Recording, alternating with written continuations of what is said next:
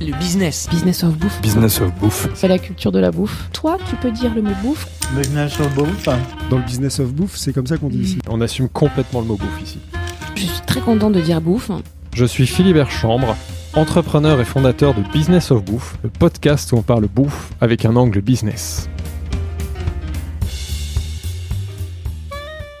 Bonjour à tous, bienvenue dans ce nouvel épisode de Business of Bouffe. Alors aujourd'hui, j'ai le plaisir d'animer une nouvelle fois ce podcast avec quelqu'un que les auditeurs de Business of Bouffe commencent à bien connaître.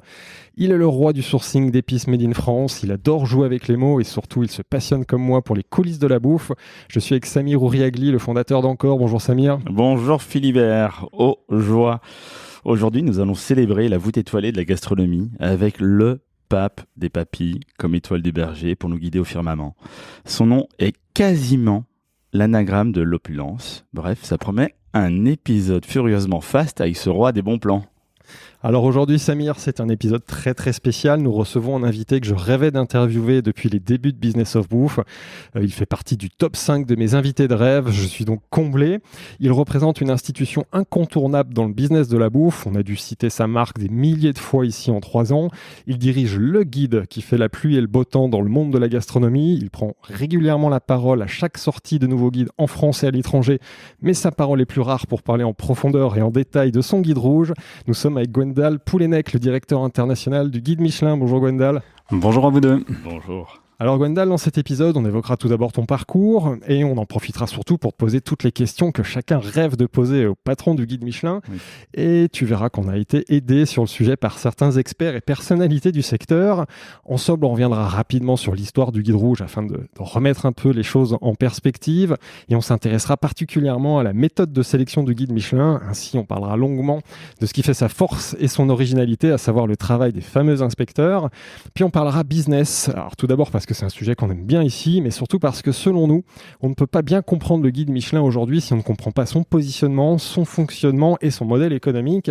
On reviendra évidemment sur le rôle central qu'occupe aujourd'hui le guide Michelin sur la scène culinaire mondiale, puis on parlera également de l'avenir, des enjeux liés au développement du guide Michelin, et on en profitera pour t'interroger, Gwendal, sur ta vision du monde actuel de la restauration. Bref, un programme très très riche et ambitieux. On y va Gwendal, Samir ? Allons-y. Voilà. Découvrons le menu. Voilà, c'est parti. Alors, avant ça, Gwendal, est-ce que tu pourrais te présenter en 2 mots, sachant qu'on a évidemment tout le temps du podcast pour revenir en détail sur ton parcours? Moi, c'est Gwendal Poulenec. Je suis le directeur international des guides Michelin qui sont désormais présents dans plus de 40 pays dans le monde. Et tu as raison, tu dis des guides Michelin, et ça, on aura l'occasion d'y revenir. Alors, petite question rituelle. Pourquoi la bouffe ? Alors, au guide Michelin, nous sommes dans la bonne bouffe parce qu'elle est une occasion de voyage et de vraies rencontres. Alors, commençons par le début. On va évidemment parler de ton parcours pour commencer. D'où viens-tu ? Qui es-tu ? Écoutez, breton d'origine. On s'en doutait avec ton prénom. Et le nom aussi, le double indice. Voilà, le nom et le prénom m'ont évidemment trahi. Je suis breton d'origine et petit, je rêvais de faire un métier manuel. D'accord. Mais finalement, j'ai fait des grandes études et c'est au terme de ces études que j'ai fait le choix de travailler pour le guide Michelin, où je suis rentré il y a désormais 20 ans et j'ai eu la chance ces dernières années de réaliser mon rêve, qui était de développer le guide Michelin, notamment à l'étranger, aller plus loin pour aller plus haut. Ouais. Et donc, tu es rentré au guide Michelin directement après l'ESSEC, c'est ça ? École de commerce ? Ouais, l'ESSEC, ton école. Ta formation, c'est ça, c'est l'ESSEC, ouais. Et pourquoi justement le guide Michelin ? Pourquoi, enfin, quelle image tu avais justement du groupe et du guide Michelin à l'époque ? Alors, avant, j'en avais aucune, mais c'est vrai qu'en sortant d'école, j'ai cherché des projets qui me fassent rêver, dans lesquels je puisse m'investir. C'est vrai que j'ai rapidement tourné le dos à toutes ces multinationales qui nous tendaient les bras. Ouais. Et au cours de mes recherches, je suis tombé presque un peu accidentellement sur le guide Michelin, même si le groupe Michelin m'avait intéressé pour ses valeurs. D'accord.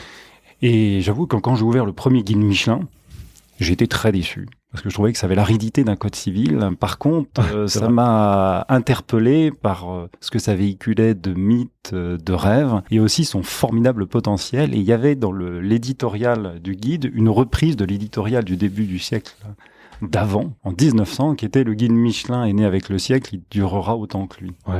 Et on était au début des années 2000, et je me suis dit, écoutez, ça c'est un appel, il a désormais plus d'un siècle. Qu'est-ce qu'on peut faire de ce guide Michelin pour les années qui viennent ? Et mon rêve rapidement, ça a été de participer, à continuer à le développer pour aller à la rencontre aussi des autres cultures gastronomiques. D'accord. Et j'ai fait une candidature spontanée au groupe Michelin, qui m'a donné après l'occasion de réaliser mon rêve. Donc tu rentres chez Michelin, dans le groupe Michelin pour le guide Michelin, hein, c'est ça, c'est vraiment ta vision. Alors j'ai postulé en candidature spontanée pour travailler au guide Michelin. On m'a fait très rapidement comprendre que d'abord au guide dans le groupe Michelin on vendait des pneus.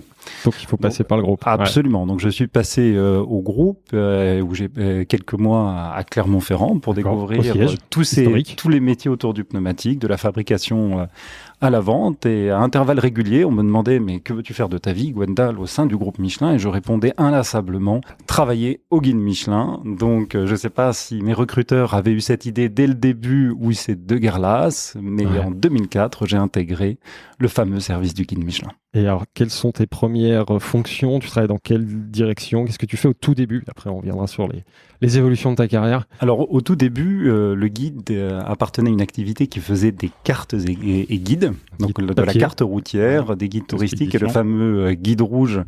Donc, le guide Michelin sur les restaurants. Donc, on était vraiment éditeur. Et donc, j'ai commencé à travailler pour développer aussi le guide sur son modèle d'édition en France, en Europe. Et très rapidement, avec cette petite musique qui déjà m'animait, à essayer de monter des projets pour le développer vers des horizons plus lointains. Et 2 ans après mon arrivée, j'ai pu commencer à travailler sur des projets aux États-Unis et au Japon, où à partir de 2006, j'ai été envoyé pour faire le premier guide Michelin sur Tokyo. Et ça, c'est intéressant parce que dès 2006, donc tu es très jeune, encore tu as 27 ans, tu prends la responsabilité du développement international, donc un poste assez clé, très jeune. Et en effet, tu travailles sur la création du guide à Tokyo, qui n'existait pas. Et je crois d'ailleurs, il n'y avait même pas de guide du tout en Asie à l'époque. C'est ça. On reviendra un petit peu plus tard dans le podcast sur les développements internationaux et les raisons de ce développement. Mais ce qui nous intéresse à ce stade, c'est toi, comment tu vis à cette époque, tu as 27 ans, cette expérience. Qu'est-ce que ça apporte pour la suite de ta carrière ? Alors pour moi, ça a été un dépaysement total parce que c'est un projet que j'avais rêvé, mais évidemment, ça a été à la fois un choc et quelque chose de complexe à mettre en œuvre. Nos inspecteurs avaient identifié plus de 17 000 restaurants sur Tokyo.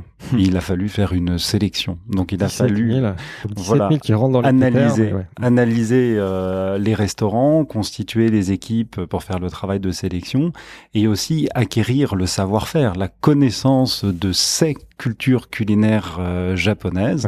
Et 1 an et demi après, nous révélions donc fin 2017, notre premier guide Michelin sur Tokyo. Tokyo uniquement à l'époque. Tokyo uniquement. Donc nous avons vendu à l'époque pratiquement 1 demi-million d'exemplaires en quelques heures seulement. C'est ce que j'ai dit. Première année. Mais ça, c'est un énorme succès.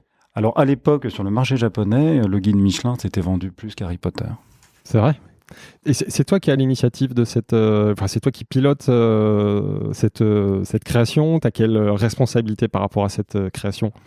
Alors, ma fonction était celle de responsable de projet. Après, on avait une grande autonomie nous partions d'une feuille blanche. Je travaillais main dans la main avec une équipe d'inspecteurs que nous avons graduellement constituée. En local ? Alors, en local très vite, parce qu'il a fallu acquérir cette compétence, disposer d'inspecteurs japonais pour aller de façon anonyme tester tous ces restaurants et faire ce travail de sélection au Japon comme on le fait partout dans le monde, avec les mêmes critères, la même rigueur et surtout la même indépendance.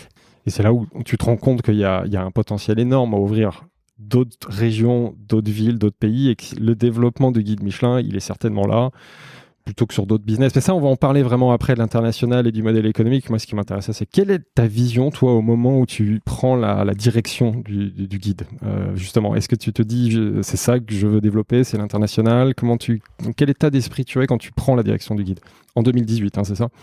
Alors en 2018, ma prise de fonction s'est vraiment inscrite dans la continuité, puisque les années précédentes, j'avais continué à participer à tous ces projets de développement à l'étranger, que ce soit en Asie, dans d'autres pays européens. Donc nous continuons notre exploration ou d'autres continents, comme au Brésil par exemple.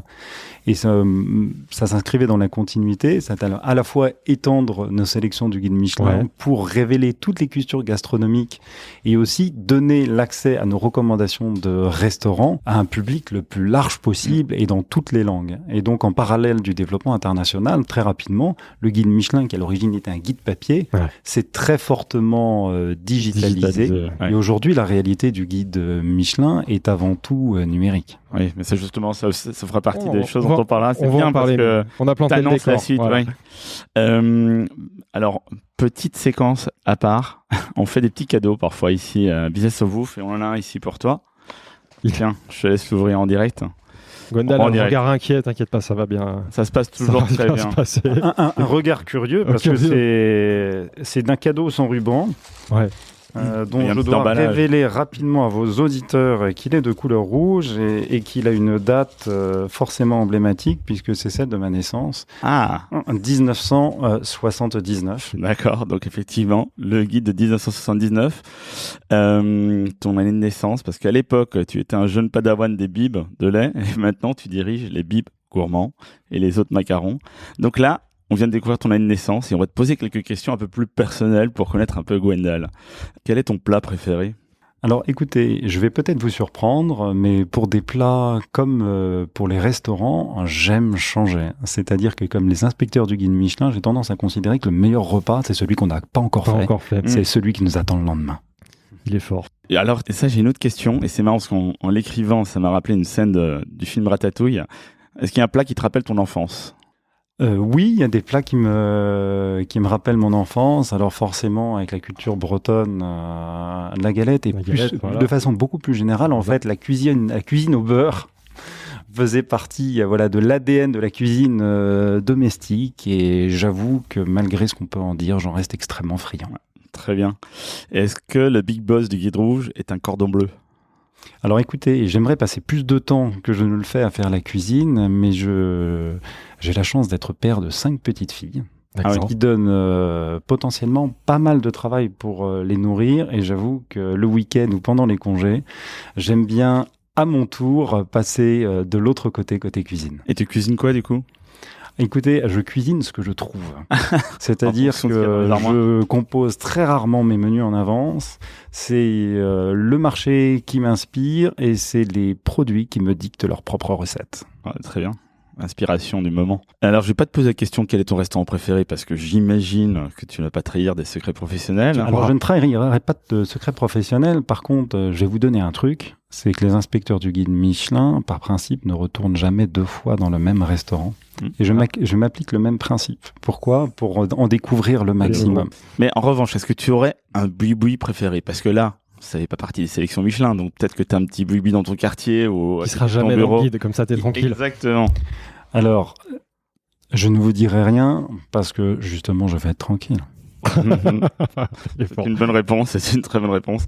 Un aliment qu'on ne te fera jamais manger ? Je crois très sincèrement que je mange de tout. Vraiment ? Ah d'accord, ok, c'est bon ça. Alors je m'attends à ce que vous me sortiez un deuxième cadeau pour me mettre à l'épreuve.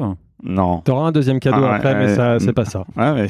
Et alors, dernière petite question, parce que Bibendum, on le dit, on le sait pas trop, mais Bibendum, ça veut dire il faut boire, même s'il faut boire avec modération. Voilà, pas très loin.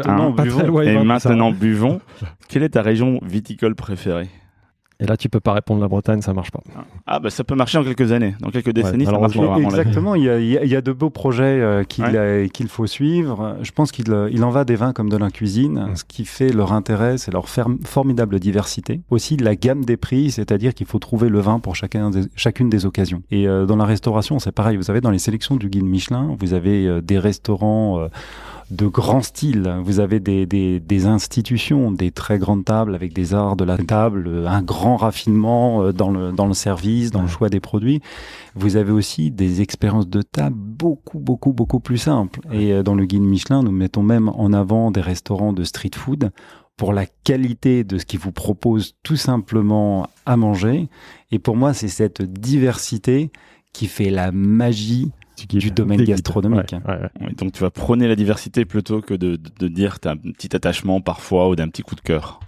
Oui, d'autant plus que franchement, en fonction des usages, des circonstances et tout simplement du mets avec lequel vous allez déguster votre vin, votre choix ne sera pas le même. Ouais. Alors on continue dans les questions perso, puis après on parlera évidemment du guide, sauf que cette question, c'est pas nous qui allons te la poser, c'est quelqu'un que tu vas peut-être reconnaître, mais on va t'aider, on va te mettre sur la piste. Je m'en rappelle plus s'il se présente. Bonjour Monsieur Poulenec, je suis Omar Diab, chef du restaurant éponyme à Paris. Et j'ai une question pour vous aujourd'hui. Quel est votre plat ou votre grignotage inavouable ? À bientôt. Alors là, on va peut-être découvrir que c'est le McFlurry ou les Princes de Lu ou des Esquimaux. Ce que je grignote, ce qui m'arrive pas forcément très souvent, ce que je préfère, c'est tout simplement un excellent morceau de pain avec un beurre délicieux. Beurre salé. C'est une évidence. Forcément, on a Breton, compris, avec on est les en Bretagne. origines bretonnes. Alors, avant de parler du fonctionnement du guide Michelin et de son rôle central sur la scène culinaire, revenons d'abord rapidement sur l'histoire et les grandes étapes de l'histoire du guide. Est-ce que tu peux nous raconter ses débuts, est-ce qu'il a été créé, par qui, pourquoi, quel type de contenu on trouvait à l'époque et pour quelle cible? Alors, le guide Michelin, déjà, il a toujours été rouge, mais il est né bien avant moi, puisqu'il est né en 1900.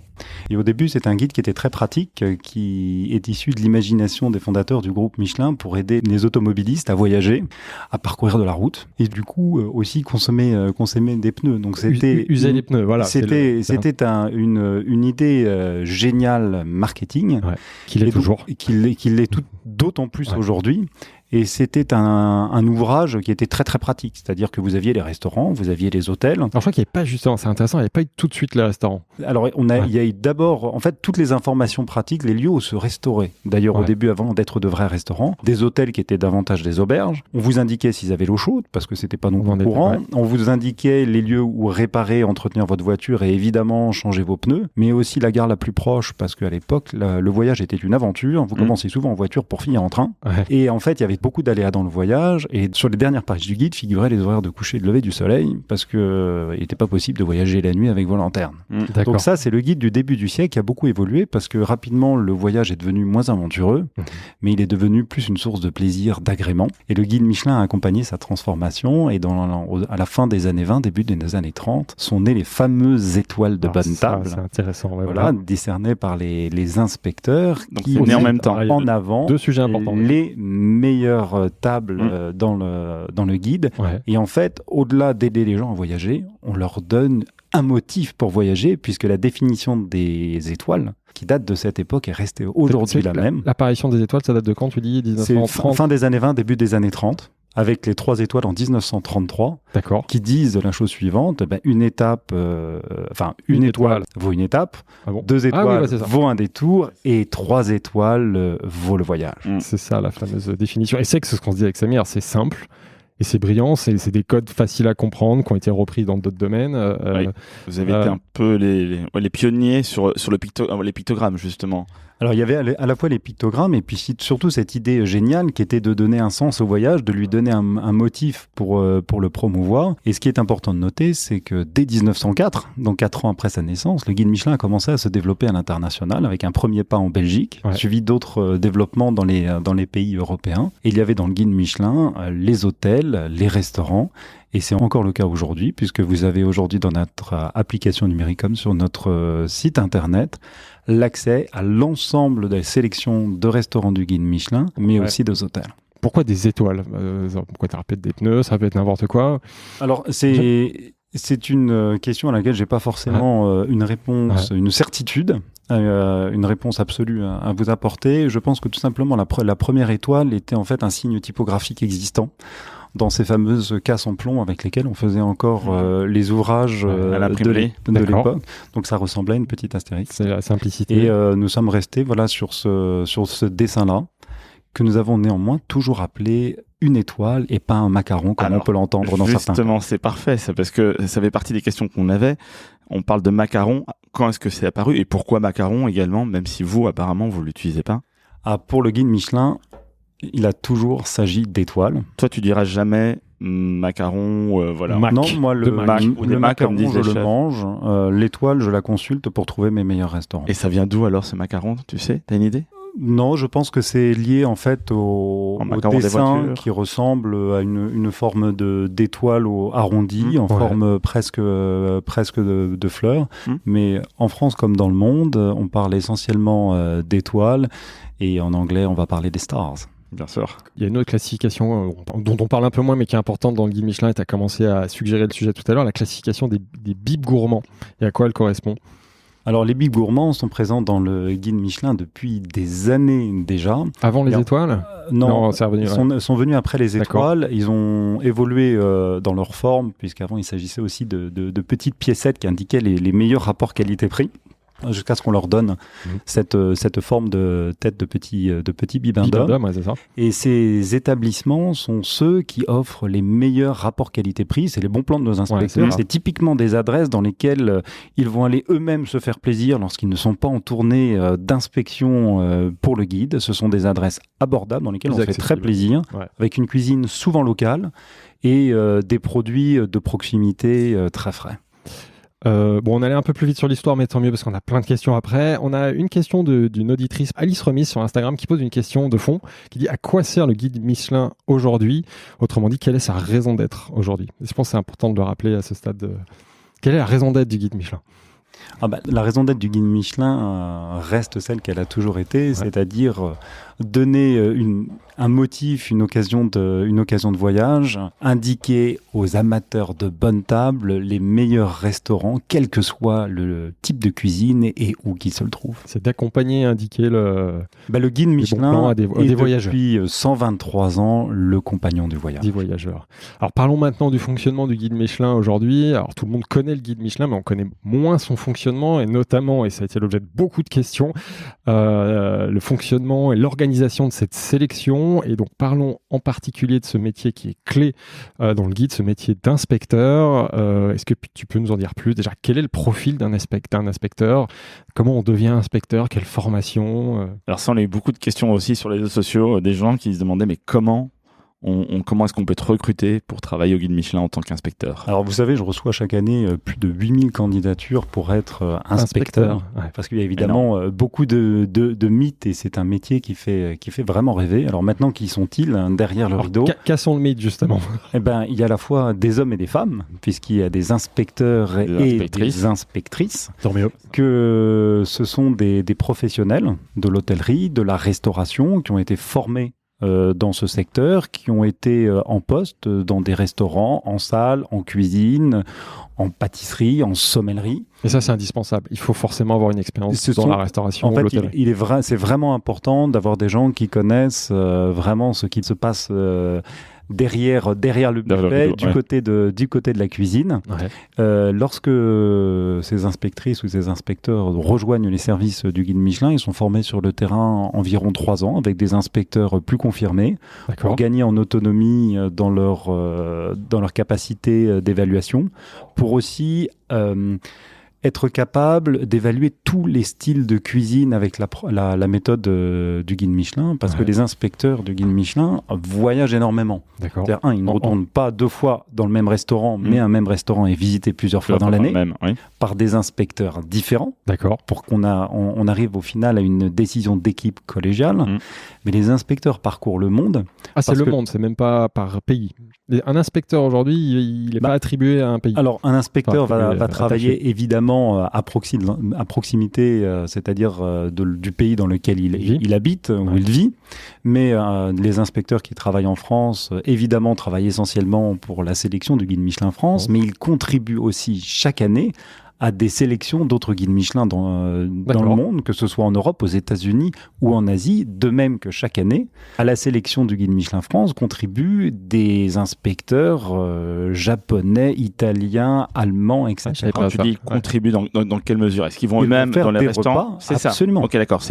D'accord. En fait, les inspecteurs font en moyenne plus de 300 repas par an.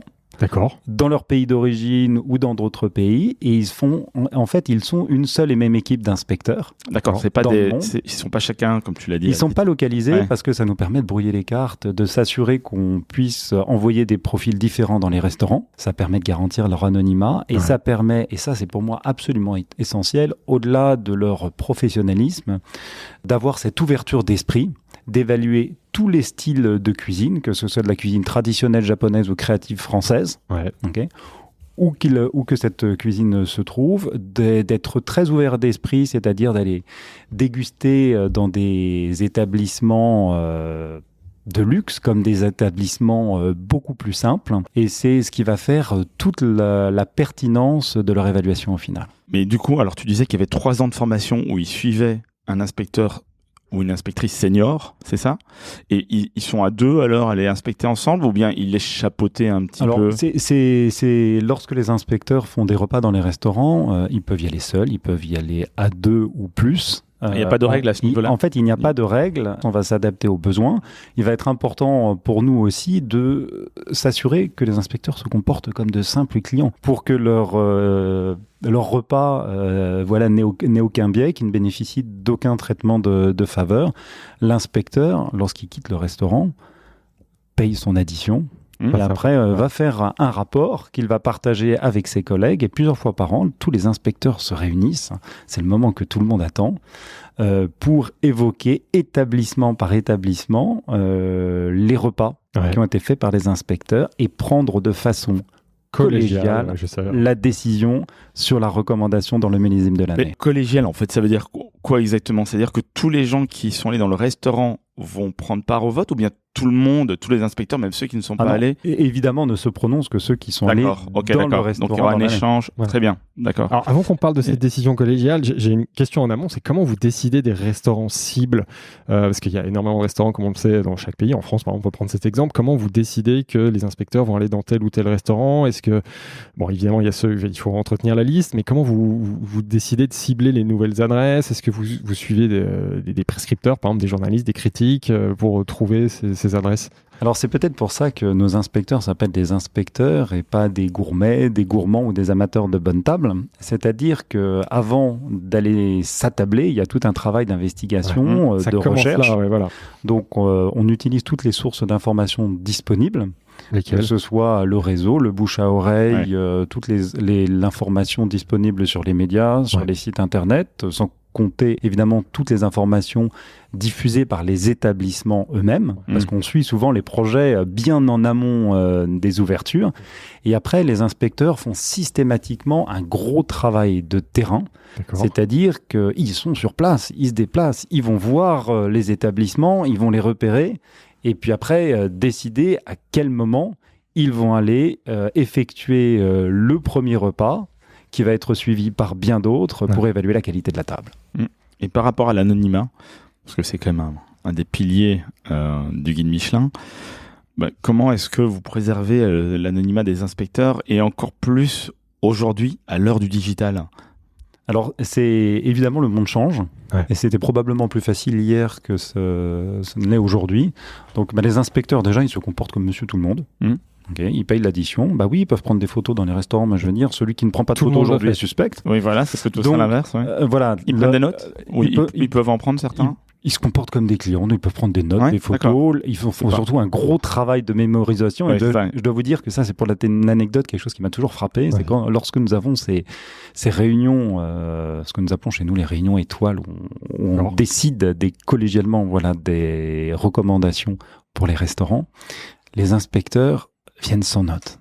Tout est dans la tête. Dans la tête. Tout est dans la tête. Ils ont en tête les 300 restaurants qu'ils ont testés dans l'année? Non, enfin, de toute façon, leur sélection. Bien plus. Et même si nous avons évidemment tous et toutes sont comme ça. Des bases de données, etc., je peux vous assurer que la discussion se fait réellement sur la base de la mémoire des plats que les inspecteurs ont encore pleinement en tête au moment où où a lieu cette discussion et cet échange. Qu'est-ce qui, selon toi, caractérise un bon inspecteur? Si on paraphrase des inconnus, quelle est la différence entre un bon inspecteur et un mauvais inspecteur? Alors, il y a évidemment la discrétion, le professionnalisme, l'engagement, parce qu'il faut aller 300 fois par an au restaurant. Donc ce sont des gens qui ont fait le choix de faire de leur passion un métier. Mais je pense que probablement la qualité la plus importante, je l'ai mentionné tout à l'heure, c'est l'ouverture d'esprit.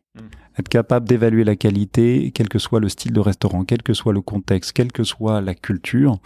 Et l'attention du guide Michelin porte sur la qualité de ce qu'il y a dans l'assiette. C'est pas le décor, c'est pas l'investissement, c'est pas les moyens mis en œuvre par le restaurant. Ouais. La vraie question, c'est de savoir est-ce que c'est bon en suivant toujours nos 5 critères universels. Justement, on se doute que le métier d'inspecteur, c'est en effet une science, c'est pas juste du j'aime pas, il y a des critères. Quels sont ces critères ? Est-ce que tu peux nous expliquer ? Parce que là, tu commences à dire des choses, et personnellement, il y a des choses qui m'ont étonné dans ce que tu entends et ce que j'ai vu en préparant. C'est vous surveillez. Quels sont ces critères ? Les 5 critères dont tu parles. Il y en a 5 apparemment. Alors, il y a 5 critères que nous appliquons depuis l'origine du guide Michelin et partout dans tous les pays. C'est la qualité des produits, la maîtrise, donc c'est le sourcing si vous voulez, la maîtrise des techniques de cuisine, donc c'est les savoir-faire, les transformations. Vous avez après l'harmonie des goûts et des saveurs. C'est les compositions dans le menu ou dans un plat, les associations des différents ingrédients une fois transformés. Vous avez en 4e critère ce qu'on appelle la personnalité du chef. C'est en fait la personnalité, c'est le style, ce qui s'exprime dans l'assiette, ce qui rend l'expérience de table unique. Original. Et original, c'est vraiment ce qu'on pourrait appeler aujourd'hui la signature, mais c'est que ça peut être traditionnel, créatif, classique. Ce qui est important, c'est qu'on va voir une personnalité, que l'expérience va être mémorable. Et le dernier critère, qui n'est pas le moins important, c'est ce qu'on appelle tout simplement la régularité. C'est qu'il faut être bon dans la durée. C'est ce que Michelin appelle aussi la performance qui dure. C'est vraiment être bon d'un moment à l'autre, quelle que soit la saison qui inspire votre cuisine, mais aussi que sur l'ensemble d'une carte, les éléments aient la même valeur et la même qualité. Alors justement, tous ces critères, ils se concentrent sur l'assiette. C'est ça qui m'a surpris, c'est qu'il n'y a absolument pas la salle, l'ambiance, l'univers. La déco, les arts de la table, la cave. Alors que la cave, c'est également important. Alors, le guide va évidemment vous en parler. D'ailleurs, l'illustrer, si vous allez sur le site internet, vous allez voir les photos, vous allez voir les textes qui vont vous décrire le service qu'on va évidemment valoriser, ou l'ambiance. Mais l'évaluation du guide Michelin, c'est-à-dire le fait d'être recommandé par les guides Michelin, par les inspecteurs du guide Michelin, donc faire partie de la sélection, c'est vraiment sur la qualité de l'expérience de table. Et les étoiles, c'est vraiment l'excellence. Et les critères que j'ai cités, qui sont uniquement concentrés sur ce qu'il y a dans l'assiette, font que le guide Michelin peut attribuer des étoiles ou sélectionner des établissements, que ce soit des établissements de luxe ou des établissements très simples. Vous avez aujourd'hui des restaurants étoilés de street food. C'est simple, ce sont des produits accessibles, mais s'ils sont de qualité, ils sont bien transformés, qu'il y a cette personnalité et cette régularité, ils peuvent être étoilés. Mais on sait tous aujourd'hui que l'environnement influence énormément la dégustation, et même dans un univers street food, on imagine qu'il y a des codes, il y a des choses qui vont influencer la dégustation, et ça, vous en prenez pas compte dans la grille d'analyse. Pas du tout. En fait, les inspecteurs, grâce à leur expérience, ont cette capacité de prendre cette distance et vraiment de sélectionner et de recommander les restaurants sur la base de la qualité de la nourriture. Mais moi, ce qui m'étonne, c'est que quand je suis consommateur, c'est quelque chose qui va influencer mon expérience. Et je m'étonne que le guide Michelin... je m'attendrais presque que le guide Michelin analyse ça pour moi, parce que je sais que ça va influencer mon expérience. L'expérience est hyper importante. Et effectivement, elle ne tient pas compte seulement de la qualité de l'assiette, qui est essentielle, mais on a besoin du reste. Mais l'expérience, encore une fois, est décrite et même illustrée. Mais elle n'est pas valorisée. Les étoiles du guide Michelin sont attribuées sur la qualité de ce qu'il y a dans l'assiette. Et donc, quand on entend des chefs qui disent, par exemple, il faut que je change mes assiettes, mes tables et tout ça, parce que c'est pas assez pour passer de 1 à 2, ça compte pas ? Non, vous savez, la beauté de l'étoile du guide Michelin, c'est que c'est pas une question de moyens, c'est une question de talent. Et ces étoiles-là, elles peuvent être attribuées à des établissements qui ont beaucoup de moyens financiers, comme des établissements très très simples. Plus modestes. Ça, c'est une première clarification qui est importante. On a une question d'une autre personnalité qui ne se présente pas, donc on va voir si tu la reconnais, et au pire, je t'aiderai, qui est sur cette thématique. Bonjour, monsieur Poulenec. une question. Est-ce que vous pensez, comme moi, que l'évolution du 3 étoiles sera forcément basée sur le service, puisque les progrès de cuisine ont été monumentaux ces dernières années? C'était Yannick Aleno, et qui justement pose la question de est-ce que dans l'évolution, il ne faudrait pas regarder un peu plus ce qui se passe. Est-ce que la différence ne se fera pas dans le salle, sur le service? Alors, en fait, le service, comme par exemple la sommellerie, peut jouer un rôle dans l'expérience de table, parce que le bon service va vous assurer que, par exemple, votre plat vous arrive au bon moment, à la bonne température, parce qu'il va vous donner un contexte, une explication qui va vous permettre finalement de profiter au maximum du moment. Néanmoins, je pense que la gastronomie est loin d'avoir atteint ses limites. On voit de plus en plus dans l'assiette, on voit de plus en plus de créativité. On voit de plus en plus d'influences culinaires qui se mélangent. Ouais. Donc non, je pense que la gastronomie va continuer à évoluer. Elle va continuer aussi à être influencée par des tendances. On voit de nouveaux horizons gastronomiques, notamment la gastronomie durable. Ouais. C'est-à-dire que maintenant, faire bon, c'est bien. Mais il faut que ce soit bien aussi. Ouais.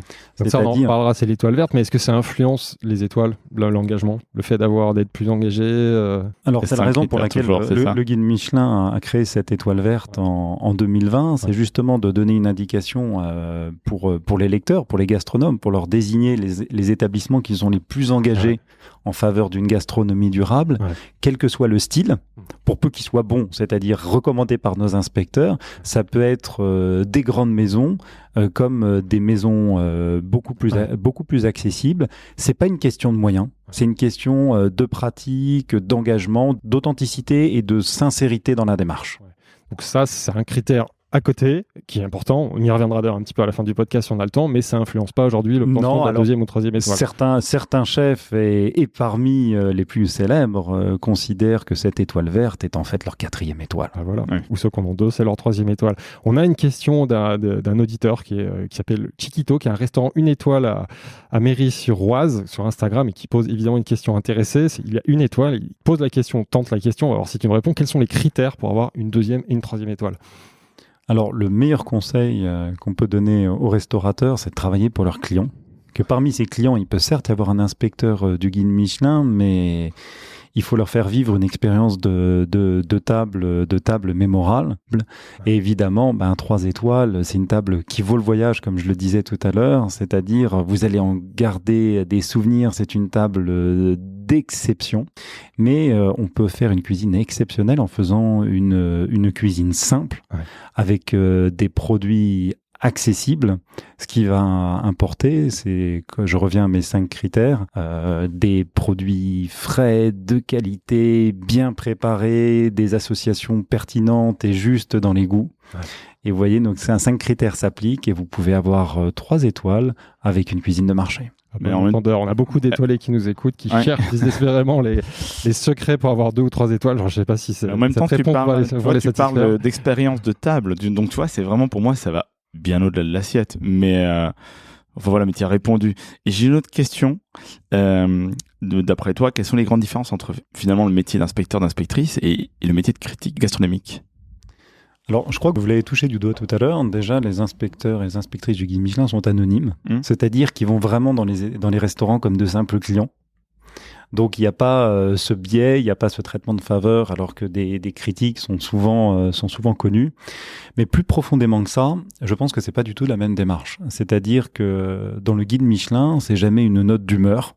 D'ailleurs, c'est un travail collectif, comme on l'a dit tout à l'heure, avec des critères homogènes partout dans le monde pour faire en sorte qu'une étoile à New York, Paris ou Tokyo ait la même valeur. Et surtout, la démarche du guide Michelin est toujours positive. C'est une démarche de promotion. On travaille pour les clients, mais quelque part, on met toujours en valeur les chefs et leur maison. On parle de ce qui va bien, on parle de ce qui les fait rayonner, et c'est en ça que le guide Michelin est un formidable élément pour la dynamique de la profession dans son ensemble, pour rendre les métiers de chef attractif, mais aussi structurer l'ensemble de la filière en partant des producteurs évidemment. Bon. Et vous, c'est vrai que vous ne parlez pas des restaurants qui vous ont déçus ou qui ne sont pas à la hauteur, contrairement aux critiques. Et il y a pour moi une autre différence, pour citer quelqu'un qui va prendre la parole dans quelques secondes, qui est Emmanuel Rubin, critique on connaît tous ici, qui justement, lui, aime beaucoup rappeler qu'il critique les restaurants dans son ensemble comme une expérience, comme un théâtre. Donc lui, en effet, il s'attache à l'assiette et à l'ambiance qui est la différence par rapport à la position des inspecteurs. On le cite, justement, il y a une question pour toi, Emmanuel Rubin. Emmanuel Rubin, journaliste gastronomique au Figaro.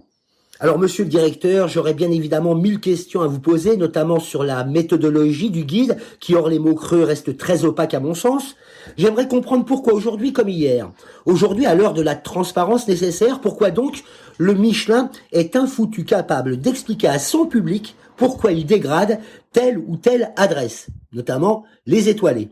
Enfin, et surtout, pouvez-vous me donner les arguments qui expliquerait tout du moins pourquoi le guide a sorti une édition 2021 alors même que les restaurants ont été fermés des mois durant pour cause de Covid, fermés puis fragilisés à la sortie de cette même crise. Ne fallait-il pas pour le moins oser une année blanche? Alors c'est pas une question là, c'est 3 questions. Non, il y en a deux.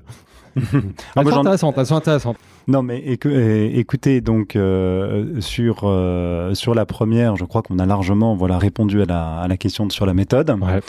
Après, on est sur la promotion. Je l'ai dit à l'instant, c'est la raison pour laquelle on va pas mettre en avant ce qui va moins bien dans une maison à un moment ou à un autre. On est toujours dans cette démarche positive de recommandations pour les clients, et le guide Michelin travaille pour les clients, il travaille pour les gastronomes, il ne travaille pas pour les chefs.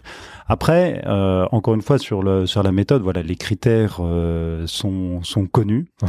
Il y a quelque chose qui est important d'avoir en tête, c'est que le guide Michelin ne fait pas du conseil auprès des établissements. Le guide Michelin leur laisse une liberté totale de création, et chaque établissement, chaque restaurant a son identité. Donc on va le reconnaître pour ce qu'il sait faire, mais chacun fait différemment. Donc ça c'est important. Donc les critères sont connus et ils s'appliquent parce qu'ils sont universels. Ouais. Et ce qui est important de noter aussi, c'est l'indépendance du guide Michelin. Le guide Michelin n'a de compte à rendre à personne, si ce n'est à ses lecteurs et aux gastronomes. D'accord. Et cette indépendance est absolument clé, car c'est ce qui fait tout le respect qu'ont les clients et les chefs pour nos recommandations. Et la question d'Emmanuel m'en inspire une autre, c'est est-ce que vous tenez à disposition des chefs à qui vous avez dégradé, par un chef 2 étoiles qui a perdu une étoile, est-ce qu'ils ont quand même accès, eux, s'ils le demandent, à de l'information, des explications? Oui, bien sûr, les chefs, mais de façon confidentielle. Viennent vous voir. La possibilité d'avoir un échange avec notre équipe d'inspection pour avoir des retours sur les repas que nous avons faits dans le restaurant et si ça peut les aider à comprendre ce qu'il s'est passé ou leur donner un éclairage. Nous sommes évidemment enchantés de le faire. Ils appellent le guide Michelin, comment ça se passe? Ah oui, voilà. Oui, alors il y a des échanges. Parce qu'il y a l'inspecteur, a priori, ils n'ont pas de lien avec l'inspecteur, sinon ça va trahir son anonymat. Si on a bien suivi. C'est pas évidemment comme ça que ça peut se faire, mais il peut y avoir, en tout cas, quelle que soit sa forme, il y a un vrai dialogue. Okay. Et ce dialogue-là, on ne pourrait pas l'avoir justement, parce que quand on parle de transparence, est-ce que ce dialogue-là, on ne pourrait pas l'avoir avec finalement tous les étoilés pour qu'ils sachent ce qu'ils doivent améliorer et pour justement également améliorer l'offre pour les gastronomes? Encore une fois, le guide Michelin n'est pas là pour faire du conseil. Il est là pour reconnaître ce que chaque restaurant fait de bien ou fait de mieux, pour partager une recommandation en toute indépendance et sans influence. Donc non, c'est une orientation vers laquelle nous n'allons pas. Ok. La deuxième partie de la question d'Emmanuel sur le Covid, pourquoi vous avez sorti une édition 2021 alors que les restaurants étaient fermés?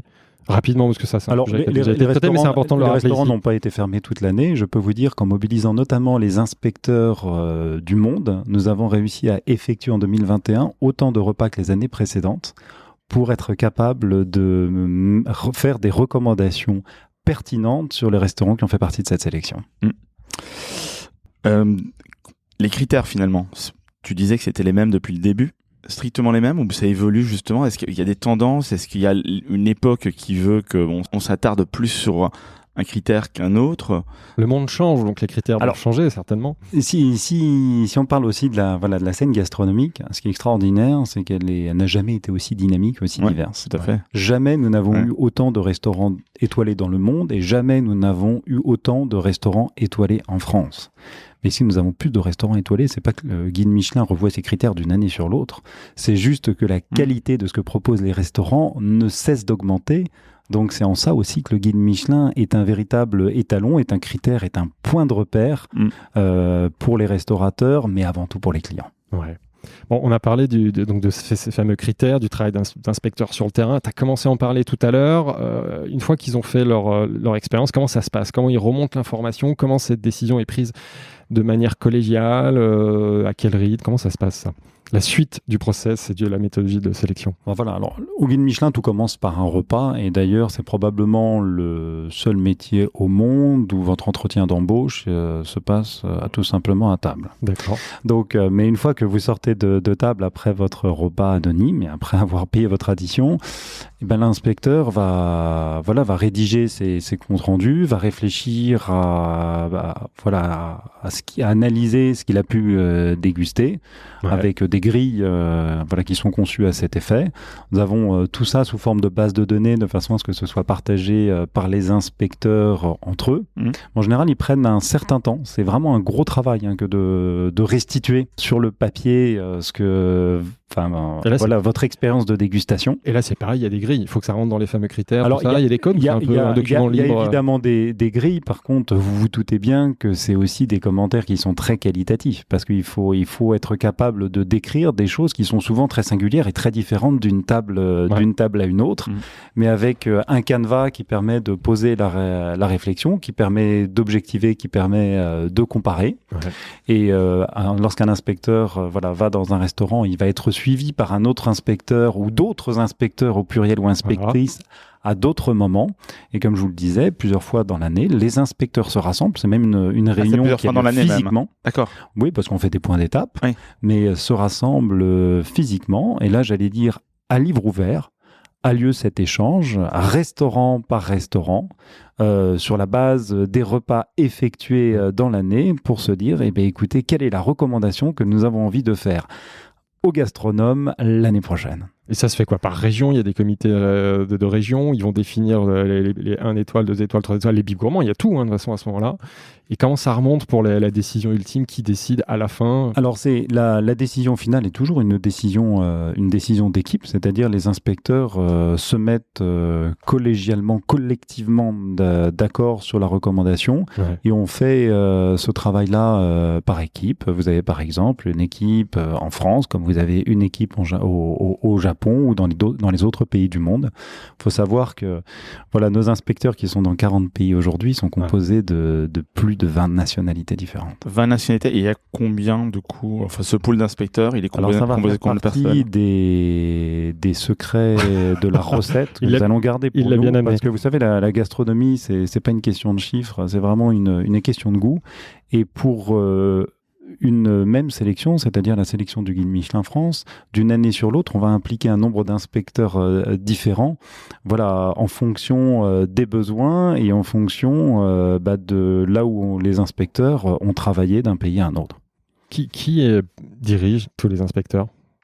Les inspecteurs sont sous ma responsabilité. C'est toi, mais directement. Mais il y a des inspecteurs chefs par région. Comment ça se passe? Vous doutez bien que pour faire des sélections dans 40 pays, nous avons toute une organisation qui permet de valider chaque étape dans le processus de collecte d'informations et de décision jusqu'à la décision ultime qui, encore une fois, est collégiale, avec tous les inspecteurs de l'équipe concernés, mais qui implique aussi systématiquement les retours d'inspecteurs étrangers. Mais il y a bien un chef des inspecteurs France, un chef des inspecteurs Alors, comme je vous le disais, je ne vous donnerai pas non plus trop de détails, etc., parce qu'il est important que nos inspecteurs, pour faire leur travail, restent anonymes. Et alors, dans les questions qu'on peut se poser aussi, c'est un inspecteur, une inspectrice, une voix, c'est ça? Ou alors est-ce qu'il y a des voix qui sont pondérées en fonction peut-être de l'ancienneté ou des choses comme ça?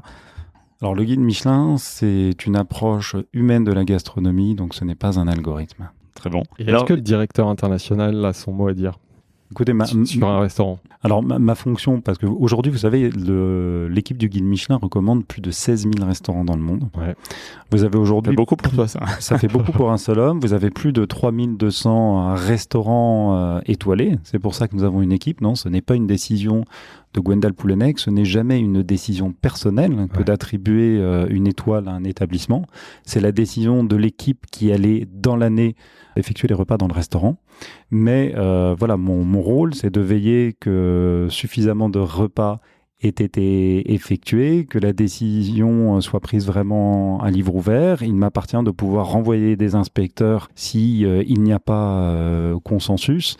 Donc voilà, j'ai un rôle d'arbitre ultime, mais dans la méthode. Je m'assure aussi que les moyens les moyens nécessaires soient mis en œuvre. Mais la décision, c'est celle des inspecteurs qui sont allés sur le terrain. Ça, c'est intéressant de le dire, évidemment, parce que c'est une des critiques qu'on entend, c'est que souvent les gens veulent ramener la décision et la personnaliser, la ramener à ta décision. On est d'accord qu'il y a un process, et toi, tu es donc garant de ce process que tu es en train de nous raconter. Encore une ou deux petites questions, justement, que des chefs m'ont posées. Est-ce que ce serait possible de passer directement de 0 à 2 étoiles ou de 1 à 3 étoiles? Parce qu'on a vu certains chefs qui passaient directement à 3 étoiles, mais bon, parce qu'ils avaient déjà 3 étoiles par ailleurs. Mais un chef qui n'a jamais été étoilé, un ou une chef, pourrait-elle passer de 0 à 2? Alors, une précision, les étoiles ne sont pas attribuées à un chef, mais finalement à une équipe dans un restaurant. Donc, comme je vous disais, c'est une note de talent. Et oui, vous pouvez très bien avoir un nouveau projet qui ouvre avec une équipe extrêmement talentueuse et expérimentée, qui, dès l'année d'ouverture, se voit distinguée par 1, 2 ou 3 étoiles. Parfait. Avant de parler de la cérémonie, il y a quand même encore une étape importante sur le métier historique du guide Michelin. C'est qu'une fois qu'on a fait la sélection, qu'elle a été validée en comité, en décision collégiale nationale, il faut éditer un guide quand même, ça reste le métier. Comment ça se passe? Il y a des rédacteurs. Comment se passe l'édition? D'ailleurs, l'édition, c'est quelque chose qui est produit en interne, une maison d'édition qui vous accompagne? Non, mais pour être... alors parce qu'évidemment, il y a l'ouvrage, le guide Michelin papier iconique que nous continuons à publier, notamment en France, en Italie, mais pas partout dans le monde. Ouais. Dans 5 pays, c'est ça? C'est à peu près ça. C'est-à-dire que dans beaucoup de pays, la réalité du guide Michelin et de son usage, encore une fois, est numérique. 100% Ce sont des millions de gourmets qui consultent nos pages chaque mois. Okay. C'est vraiment là que ça se passe. Par contre, oui, c'est une très bonne question. C'est-à-dire que la sélection, la recommandation, ce n'est qu'une partie du travail. C'est finalement la matière brute. Derrière, il faut fournir un texte, des photos, des illustrations et aussi toutes les informations pratiques, c'est-à-dire les prix, etc. et offrir aussi tous les services qui vont au restaurant pour les rendre accessibles. Donc si vous allez sur le site internet, vous allez accéder à tous ces contenus dans des langues différentes et vous allez avoir jusqu'à la possibilité de réserver en ligne lorsque c'est possible dans le restaurant parce qu'on va vous inspirer, mais il faut être capable de vous accompagner jusqu'à votre réservation. Et du coup, alors pour ces guides, les endroits où ils sont encore papier, il faut un certain temps pour tout ce qui est la rédaction, l'édition, l'impression. Ça veut dire que les résultats sont connus, j'imagine, quelques semaines, quelques mois avant. Et comment vous arrivez à garantir justement le fait qu'il n'y ait pas de fuite? Parce qu'il y a beaucoup de personnes qui sont impliquées au final dans ces guides papier. Donc comment est-ce que vous avez... Enfin, il n'y a jamais eu de fuite à ma connaissance.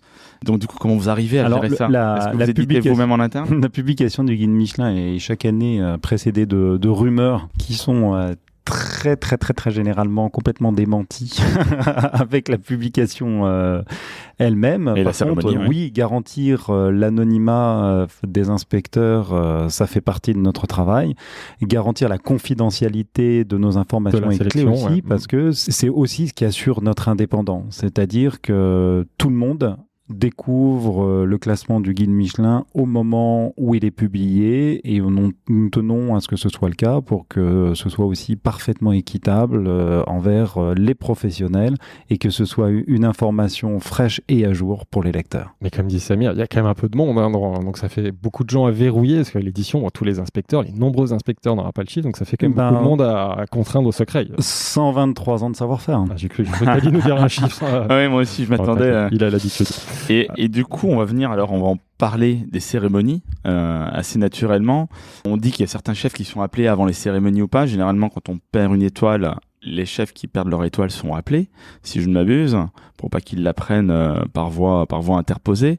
Ou pendant la cérémonie en direct. Ou pendant la cérémonie. C'est traumatisant. Mais par ailleurs, ceux qui obtiennent leur première étoile ou qui montent en grade, est-ce que vous les informez? Est-ce que vous leur demandez d'être présents? Comment ça se passe pour avoir chaque fois ce public aussi nombreux et tous ces chefs étoilés dans la salle? Voilà, gérer un événement, c'est jamais quelque chose de facile, mais ce à quoi nous veillons avant tout, c'est d'être vraiment équitable envers les chefs, d'être le plus humain possible lorsqu'il y a une décision plus difficile à leur faire connaître, et faire en sorte que la révélation du palmarès du guide Michelin soit un grand moment de fête et de célébration. Donc vous les prévenez avant, c'est la règle, c'est ça. Enfin, ceux qui perdent des étoiles, c'est ça. Voilà, les chefs ou les établissements pour lesquels nous avons revu la recommandation à la baisse, nous faisons en sorte de leur faire savoir. Encore une fois, pour qu'ils aient le temps d'annoncer à leurs équipes et se préparer toujours avec cette démarche positive. Et bien entendu, les chefs qui vont, par exemple, gagner leur première étoile ou une deuxième ou une troisième, vont la prendre sur le moment. D'accord, donc ça, c'est vraiment le secret préservé pour eux, c'est une bonne surprise. Pour les cérémonies, aussi une nouveauté. C'est qu'auparavant... En France, ouais, vas-y. En France, pardon, tu fais bien de préciser. Les cérémonies françaises, il y a des nouveautés. Depuis 2-3 ans, ça se fait en région, beaucoup. Paris a été le siège des cérémonies pendant très longtemps. Et là, maintenant, on a eu Cognac il y a 1 an, Strasbourg cette année. Pourquoi? Alors, la révélation des classements du guide Michelin est depuis toujours un rendez-vous et un véritable événement, mais dont la forme a effectivement beaucoup changé et peut être différente d'un pays à un autre. Et ce à quoi j'ai vraiment tenu avec ma prise de poste il y a quelques années maintenant, c'était au-dessus de mettre le guide Michelin en mouvement, de le mettre en région, parce qu'il ne faut pas oublier que la gastronomie en France est d'abord une gastronomie qui s'inscrit dans les territoires et dans les terroirs. L'essentiel des maisons, l'essentiel des restaurants étoilés sont dans les régions. Et nous sommes, depuis quelques années déjà, accueillis d'une année sur l'autre par les régions, ce qui nous permet aussi de faire découvrir aux chefs des savoir-faire et un patrimoine culinaire que dans certains cas ils ignorent, en les faisant tous voyager et en mettant le temps de cet événement aussi, chaque année une région de France au cœur de la gastronomie mondiale. Et là du coup il y a un jeu de séduction qui doit se faire par les régions ou les villes qui ont envie d'accueillir la cérémonie depuis que cette nouveauté. C'est comme le départ du Tour de France. Vite, exactement. Oui, les villes ou les régions. Tout le monde veut accueillir la prochaine cérémonie. Souhaite être l'hôte de cet événement, puisque c'est pour les destinations une occasion de se mettre en valeur, encore une fois, non seulement auprès des gastronomes et des voyageurs du pays, mais surtout aussi d'une audience internationale. En tout cas, la cause de mettre un pied en région, elle est très noble, même si évidemment, on verra, il y a aussi une raison économique. On en parlera après sur le modèle économique. Parlons de l'international, justement. Quelles ont été les grandes étapes du développement international? Donc ça, on l'a dit, finalement, le guide, il a franchi les frontières assez vite. Tu parlais de la Belgique, je crois, quelques années après. En 1904, c'est ça? En 1904. Comment ça s'est passé après? Je crois que ça c'est resté très longtemps en Europe, quasiment jusqu'à ce que tu arrives. On en parlait en introduction, dans les années 2006. Quelles ont été les grandes étapes du développement international du guide Michelin? Alors, je l'ai mentionné tout à l'heure, je trouve que le Japon a été une étape vraiment marquante dans le changement de dimension du guide, parce qu'il faut bien comprendre que la particularité du guide Michelin, c'est d'être avant tout une référence de la cuisine locale pour les locaux. C'est-à-dire, vous allez en Italie, le guide Michelin est la référence de la cuisine italienne pour les Italiens. C'est ça, c'est pas la gastronomie. On fait pas rayonner la gastronomie française et le savoir-faire français. Le guide Michelin fait rayonner la bonne cuisine, quelle que soit sa forme, et il y a un vrai phénomène d'appropriation. Pour les Japonais, la fierté de la cuisine japonaise, c'est la référence du guide Michelin. Et il en va de même dans toutes les nouvelles destinations gastronomiques qui sont désormais couvertes par nos sélections. C'est un patrimoine local qui est valorisé. Et pour une audience de gourmets de proximité comme de gourmets du monde entier. Donc ça, c'est vraiment ce qui est très particulier dans le guide Michelin. Après, vous allez me dire, mais pourquoi le guide Michelin se développe aujourd'hui plus vite qu'il ne s'est développé hier? Parce que Gwendal est là. Alors, la réponse est surtout que la scène gastronomique mondiale est en pleine effervescence. Et au moment où on se parle, j'ai des inspecteurs dans pratiquement une vingtaine de pays que nous ne couvrons pas aujourd'hui par nos sélections, en train de regarder le potentiel culinaire de ces destinations pour se dire à quel moment va-t-on pouvoir révéler un guide Michelin. Il n'y a jamais eu autant de restaurants dans le monde qui méritent d'être mis en avant par nos sélections. Il y a justement combien de restaurants qui ont 3 étoiles aujourd'hui dans le monde ? Alors aujourd'hui, il y en a 139. 139 à travers les 40 pays, destinations. Donc c'est vraiment un petit nombre. Hein. C'est vraiment la crème de la cuisine internationale. Mais chacun de ces établissements a sa personnalité, ses produits, ses techniques. Et c'est ce que je vous disais tout à l'heure. Ce qui est extraordinaire, c'est que la gastronomie, c'est un terrain d'exploration et de découverte. Et combien de restaurants étoilés à travers le monde ? Plus de 3200. 3200. En tout, sur les 3 étoiles. Ouais. Quelle est la répartition géographique aujourd'hui ? Quelle est la ville ? Je crois que c'était Tokyo, mais est-ce que c'est encore le cas, la ville la plus étoilée ? Alors, Tokyo est aujourd'hui la ville la plus étoilée du monde. Et une ville comme Paris, évidemment, rayonne. La France, avec plus de 630 restaurants étoilés, est évidemment une place forte de la gastronomie mondiale. Et en France, je m'amuse, les grosses régions étoilées, tu sais ? Alors écoutez, peut-être pour parler plus d'actualité, puisque dans la dernière sélection du Guide Michelin France, il y a 2 régions qui se sont avérées très dynamiques, plus que les années précédentes. C'est les Hauts-de-France et Pays de la Loire.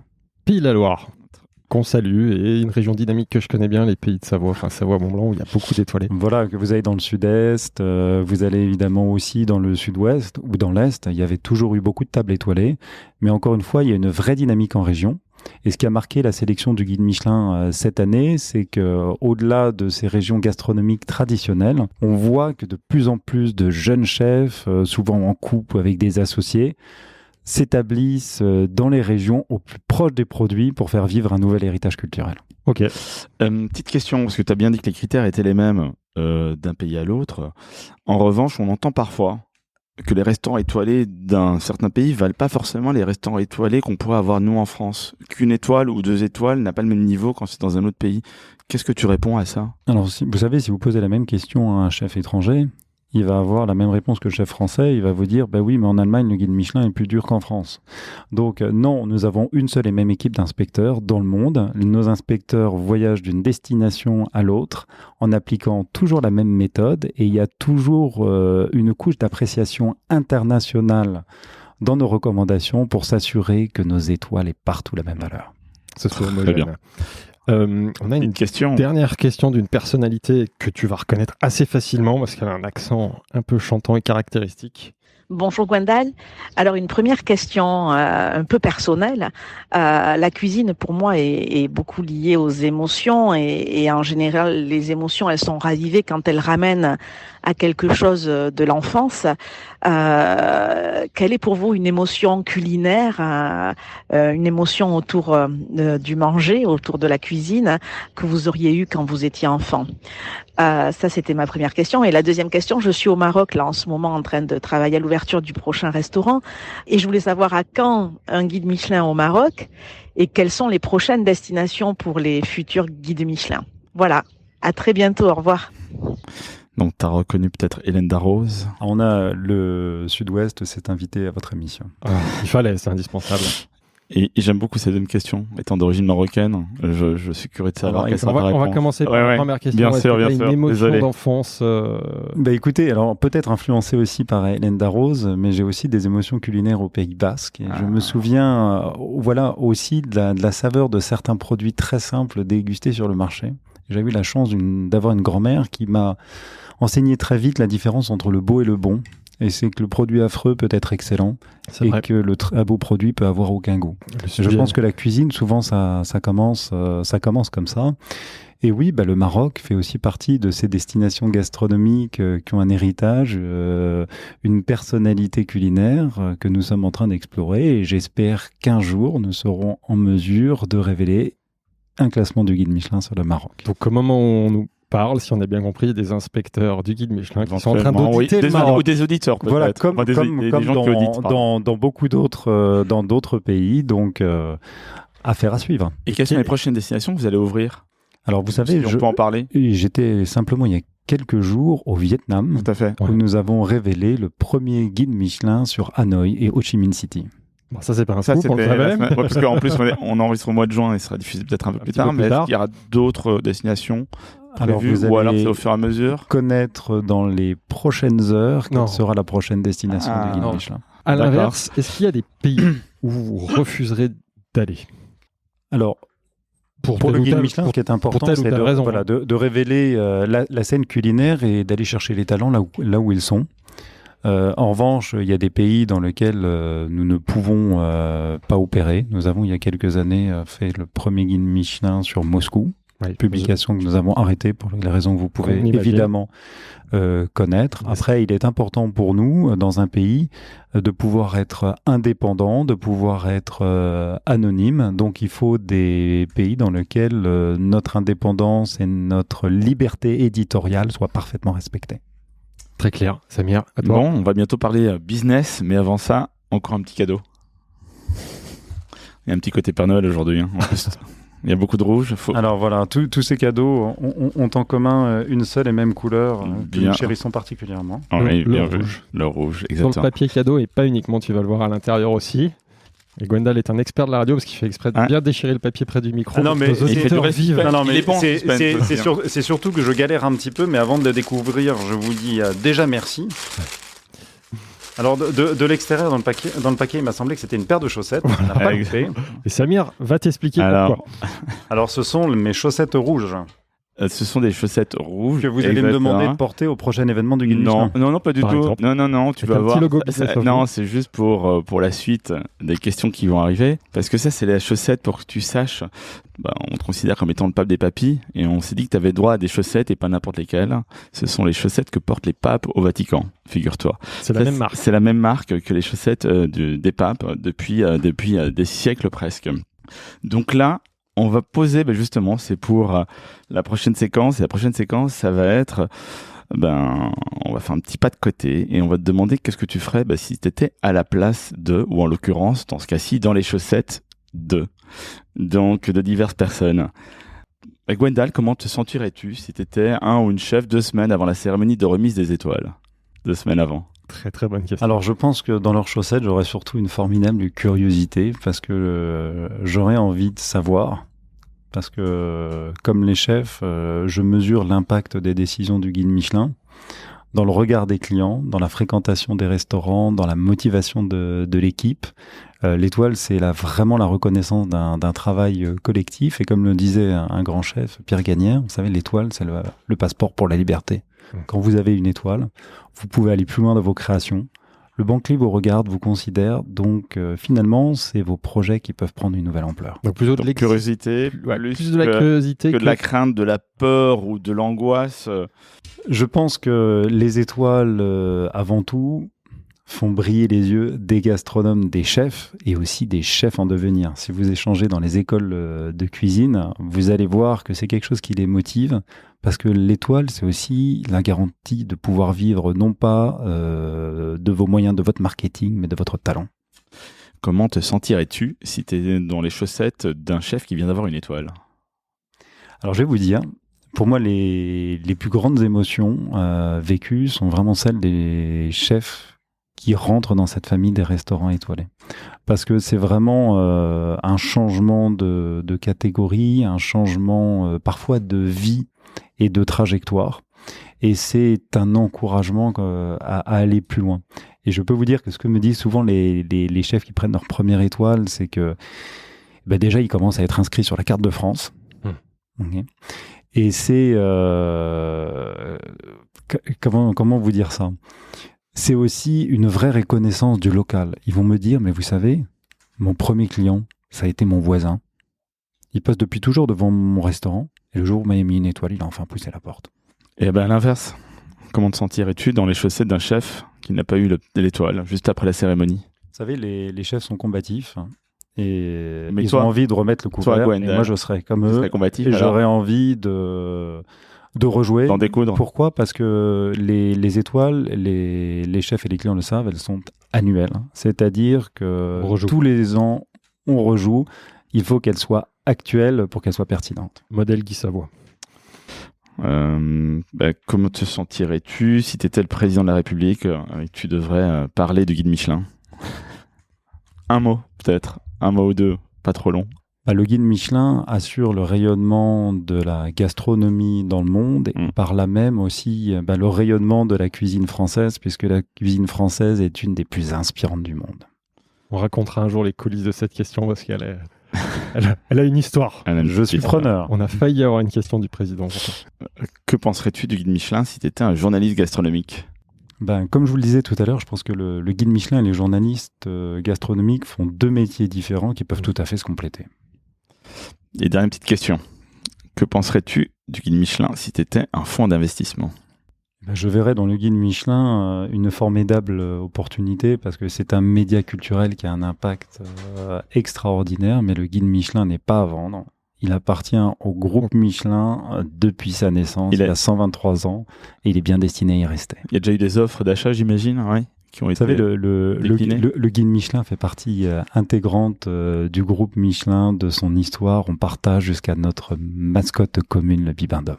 Donc là, Samir me fait la transition, donc on va parler business, et comme je le disais tout à l'heure, c'est surtout un prétexte pour continuer à te poser plein de questions et mieux connaître et comprendre le guide Michelin, son fonctionnement, et surtout je pense qu'il y a quelques idées reçues à casser, parce que finalement les auditeurs aujourd'hui ou le grand public imaginent que le modèle économique principal du guide Michelin c'est la vente de guides, c'est un peu plus compliqué que ça, donc est-ce que tu pourrais nous expliquer aujourd'hui quelles sont les principales sources de revenus du guide Michelin et comment elles ont évolué ? Alors, il y a des années, effectivement, le guide Michelin vivait de la vente de publications papier. Je veux dire, les guides touristiques, les cartes routières et le guide iconique qui se vendait jusqu'à des millions d'exemplaires par an. Le guide Michelin continue à bien se vendre dans sa catégorie de produits. Par contre, aujourd'hui, c'est tout à fait anecdotique en soi. Notre audience est digitale et nos modèles économiques sont évidemment devenus essentiellement digitaux. Et c'est quoi alors le modèle économique derrière le digital ? Aujourd'hui, comme tu l'as dit tout à l'heure, si on se connecte sur l'appli ou sur la version web, tout est gratuit. Enfin, tout le monde a accès. Il suffit juste de s'abonner, mais c'est gratuit. Quel est le modèle économique ? Pour le faire simple, en fait, le guide Michelin anime une communauté de gastronomes qui est énorme en France et partout dans le monde. Donc, nous avons des associations avec des marques privées qui cherchent aussi à parler aux gastronomes de leur marque ou à parler aux chefs. Donc ça c'est un modèle de partenariat. Et avant les partenariats, même sur le modèle digital pur, il y a sur la réservation, les partenariats il y a The Fork. Je l'ai mentionné tout à l'heure, c'est-à-dire que si vous allez sur l'application du guide Michelin aujourd'hui, vous avez les restaurants et les hôtels. Vous avez les hôtels recommandés par le guide Michelin sur lesquels vous pouvez effectuer une réservation et donc il y a une commission traditionnelle. Mais ça reste une sélection totalement indépendante et pour les restaurants, c'est pareil. On donne toute l'information et on a vocation aussi à rendre le service accompagner le lecteur et le client jusqu'à la réservation. Et il y a une petite commission de réservation en ligne avec des opérateurs qui dépendent d'un pays à l'autre. Ouais, donc en France, c'est The Fork, aux États-Unis, c'est OpenTable, donc sur la réservation des restaurants et aussi des hôtels. Mais le vrai modèle économique du Michelin, il n'est pas là, c'est les partenariats. Est-ce que tu peux nous raconter ? Et je crois qu'il y a deux types de partenariats. Il y a les partenariats corporate avec les différentes marques qui sont visibles et il y a après ce qui va vraiment nous intéresser ici aussi, c'est tous les deals avec les administrations à l'étranger. Alors en fait, ces partenariats procèdent de la même logique. Nous avons une audience très engagée, très internationale, des millions de connexions par mois et aussi une vraie dynamique sur les réseaux sociaux. Vous avez plus de 2,8 millions de followers sur notre compte Instagram. Donc, oui, les marques souhaitent être exposées à cette audience. Et il y a une image en plus, c'est ça. Et il y a une image, et puis il y a aussi ce domaine gastronomique qui est très aspirationnel. Et pour les destinations, c'est-à-dire des offices de tourisme avec lesquels nous travaillons également, la gastronomie, c'est une façon de valoriser la destination, de parler de la culture et d'inciter au voyage. Et finalement, tout ça est complètement en ligne avec l'ADN du guide Michelin.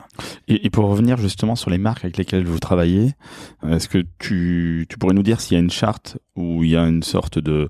Enfin, comment vous choisissez finalement les partenaires ? Métro, en France, Métro, Président, The Fork, San Pellegrino. Et comment vous les choisissez ? Et dans la continuité, est-ce qu'il y a justement des marques avec lesquelles vous diriez aujourd'hui, non, il n'y a pas moyen de travailler avec vous parce que vos valeurs, parce que l'image. Alors évidemment, Michelin ne va pas travailler avec des marques qui ne partageraient pas des valeurs fondamentales.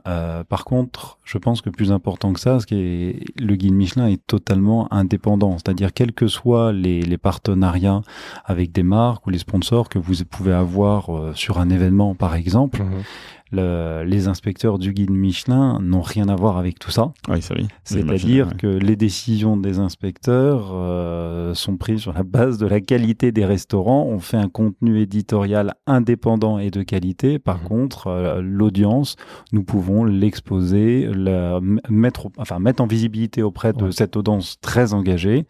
Voilà, les produits ou des marques partenaires. Le deal avec ça, c'est ça. C'est contre, évidemment, un financement. Vous offrez à ces marques de la visibilité lors des cérémonies, sur vos différents supports digitaux. C'est assez classique. Et en effet, plus original, et c'est, je crois, le cœur du business model aujourd'hui du guide Michelin, c'est ces partenariats avec les administrations. Comment ça se passe quand une collectivité, quand un pays ou une ville, qui a l'initiative, quand un pays appelle le guide Michelin, est-ce qu'on vient toquer à votre porte en disant salut, on aimerait bien avoir un guide demain? Est-ce qu'un pays lambda va dire salut guide Michelin, venez chez nous, ce serait top? Et ça, c'est pas gratuit, on s'en doute. Toutes les décisions d'étendre le guide Michelin vers de nouveaux territoires sont basées avant tout sur le potentiel gastronomique de la destination. C'est ce que nous avons dit tout à l'heure. C'est parce qu'il y a un audit qui est fait au préalable. Parce que nos inspecteurs vont regarder ce qui se passe et on va pas aller faire une sélection dans un pays qui aurait pas une scène gastronomique suffisamment dynamique avec suffisamment de potentiel. Mais c'est une demande entrante déjà. Alors, après, je vais vous dire, mais vous l'avez cité tout à l'heure, dans le cas des régions de France, il en va de même d'autres pays du monde. Oui, avoir la lumière offerte par le guide Michelin, c'est important pour non seulement en fait la clientèle touristique, mais aussi pour dynamiser en local le secteur. C'est-à-dire la présence du guide Michelin dans un pays structure, j'allais dire, toute la chaîne alimentaire, permettent une élévation du niveau de la qualité dans l'offre des restaurants. Il y a un ruissellement, je crois que c'est le terme que vous utilisez. C'est vrai, c'est ce que tu es en train de dire. C'est que demain, quand un restaurant chope une étoile, ça fait vivre toute une économie autour. Et il y a un intérêt. En plus, je crois que c'était mesuré. J'ai vu des études de grands cabinets de conseillers internationaux qui mesurent l'impact d'une étoile sur une économie locale. En fait, il y a la présence du guide Michelin va, créer une émulation dans les restaurants, c'est-à-dire va les pousser à aller plus loin, aller plus haut. Ça va multiplier les projets de restauration. Ça va permettre d'attirer des talents dans la filière. Ça va permettre à la filière de production aussi de se structurer en bénéficiant de débouchés qui sont aussi plus stables. Donc oui, en fait, il y a beaucoup d'effets collatéraux lorsque nous lançons une première sélection de guides Michelin dans une destination. Et évidemment, lorsque nous travaillons avec un office de tourisme ou un organisme de promotion d'un pays, c'est l'ensemble de ces effets qu'ils vont aller chercher. Et ça, donc comment ça se monétise? On est d'accord que ça se monétise, hein. Ça, c'est pas aujourd'hui. Ça, c'est peut-être une des nouveautés dans le modèle économique, c'est que aujourd'hui, vu qu'on a compris qu'il y avait de la valeur ajoutée créée, le guide Michelin dit on va faire ça, mais faut payer. Oui, alors nous avons comme nous l'évoquions tout à l'heure avec des marques, des accords de sponsoring, de partenariat avec des destinations ou des offices de tourisme. Ça peut prendre la forme d'organismes différents qui ont un intérêt, ou d'État ou des villes, des gouvernements. C'est carrément des gouvernements. Souvent, c'est des destinations. Ça peut être des gouvernements, ça peut être des villes, des régions, des localités. Et encore une fois, quoi que nous fassions, ça n'a aucun impact sur notre indépendance éditoriale. Et j'allais vous dire que ce soit les marques privées ou que ce soit des offices de tourisme, ils vont chercher le guide Michelin pour son crédit, sa réputation, qui est liée à son indépendance et à sa capacité d'évaluer les tables de façon ouverte avec des critères homogènes partout dans le monde. Ça, c'est le fruit de 120 ans d'histoire, mais est-ce qu'on t'entends la critique, il faut y répondre, de gens qui pensent que le guide est corrompu, qu'en gros, il suffit de payer pour avoir un guide dans un pays?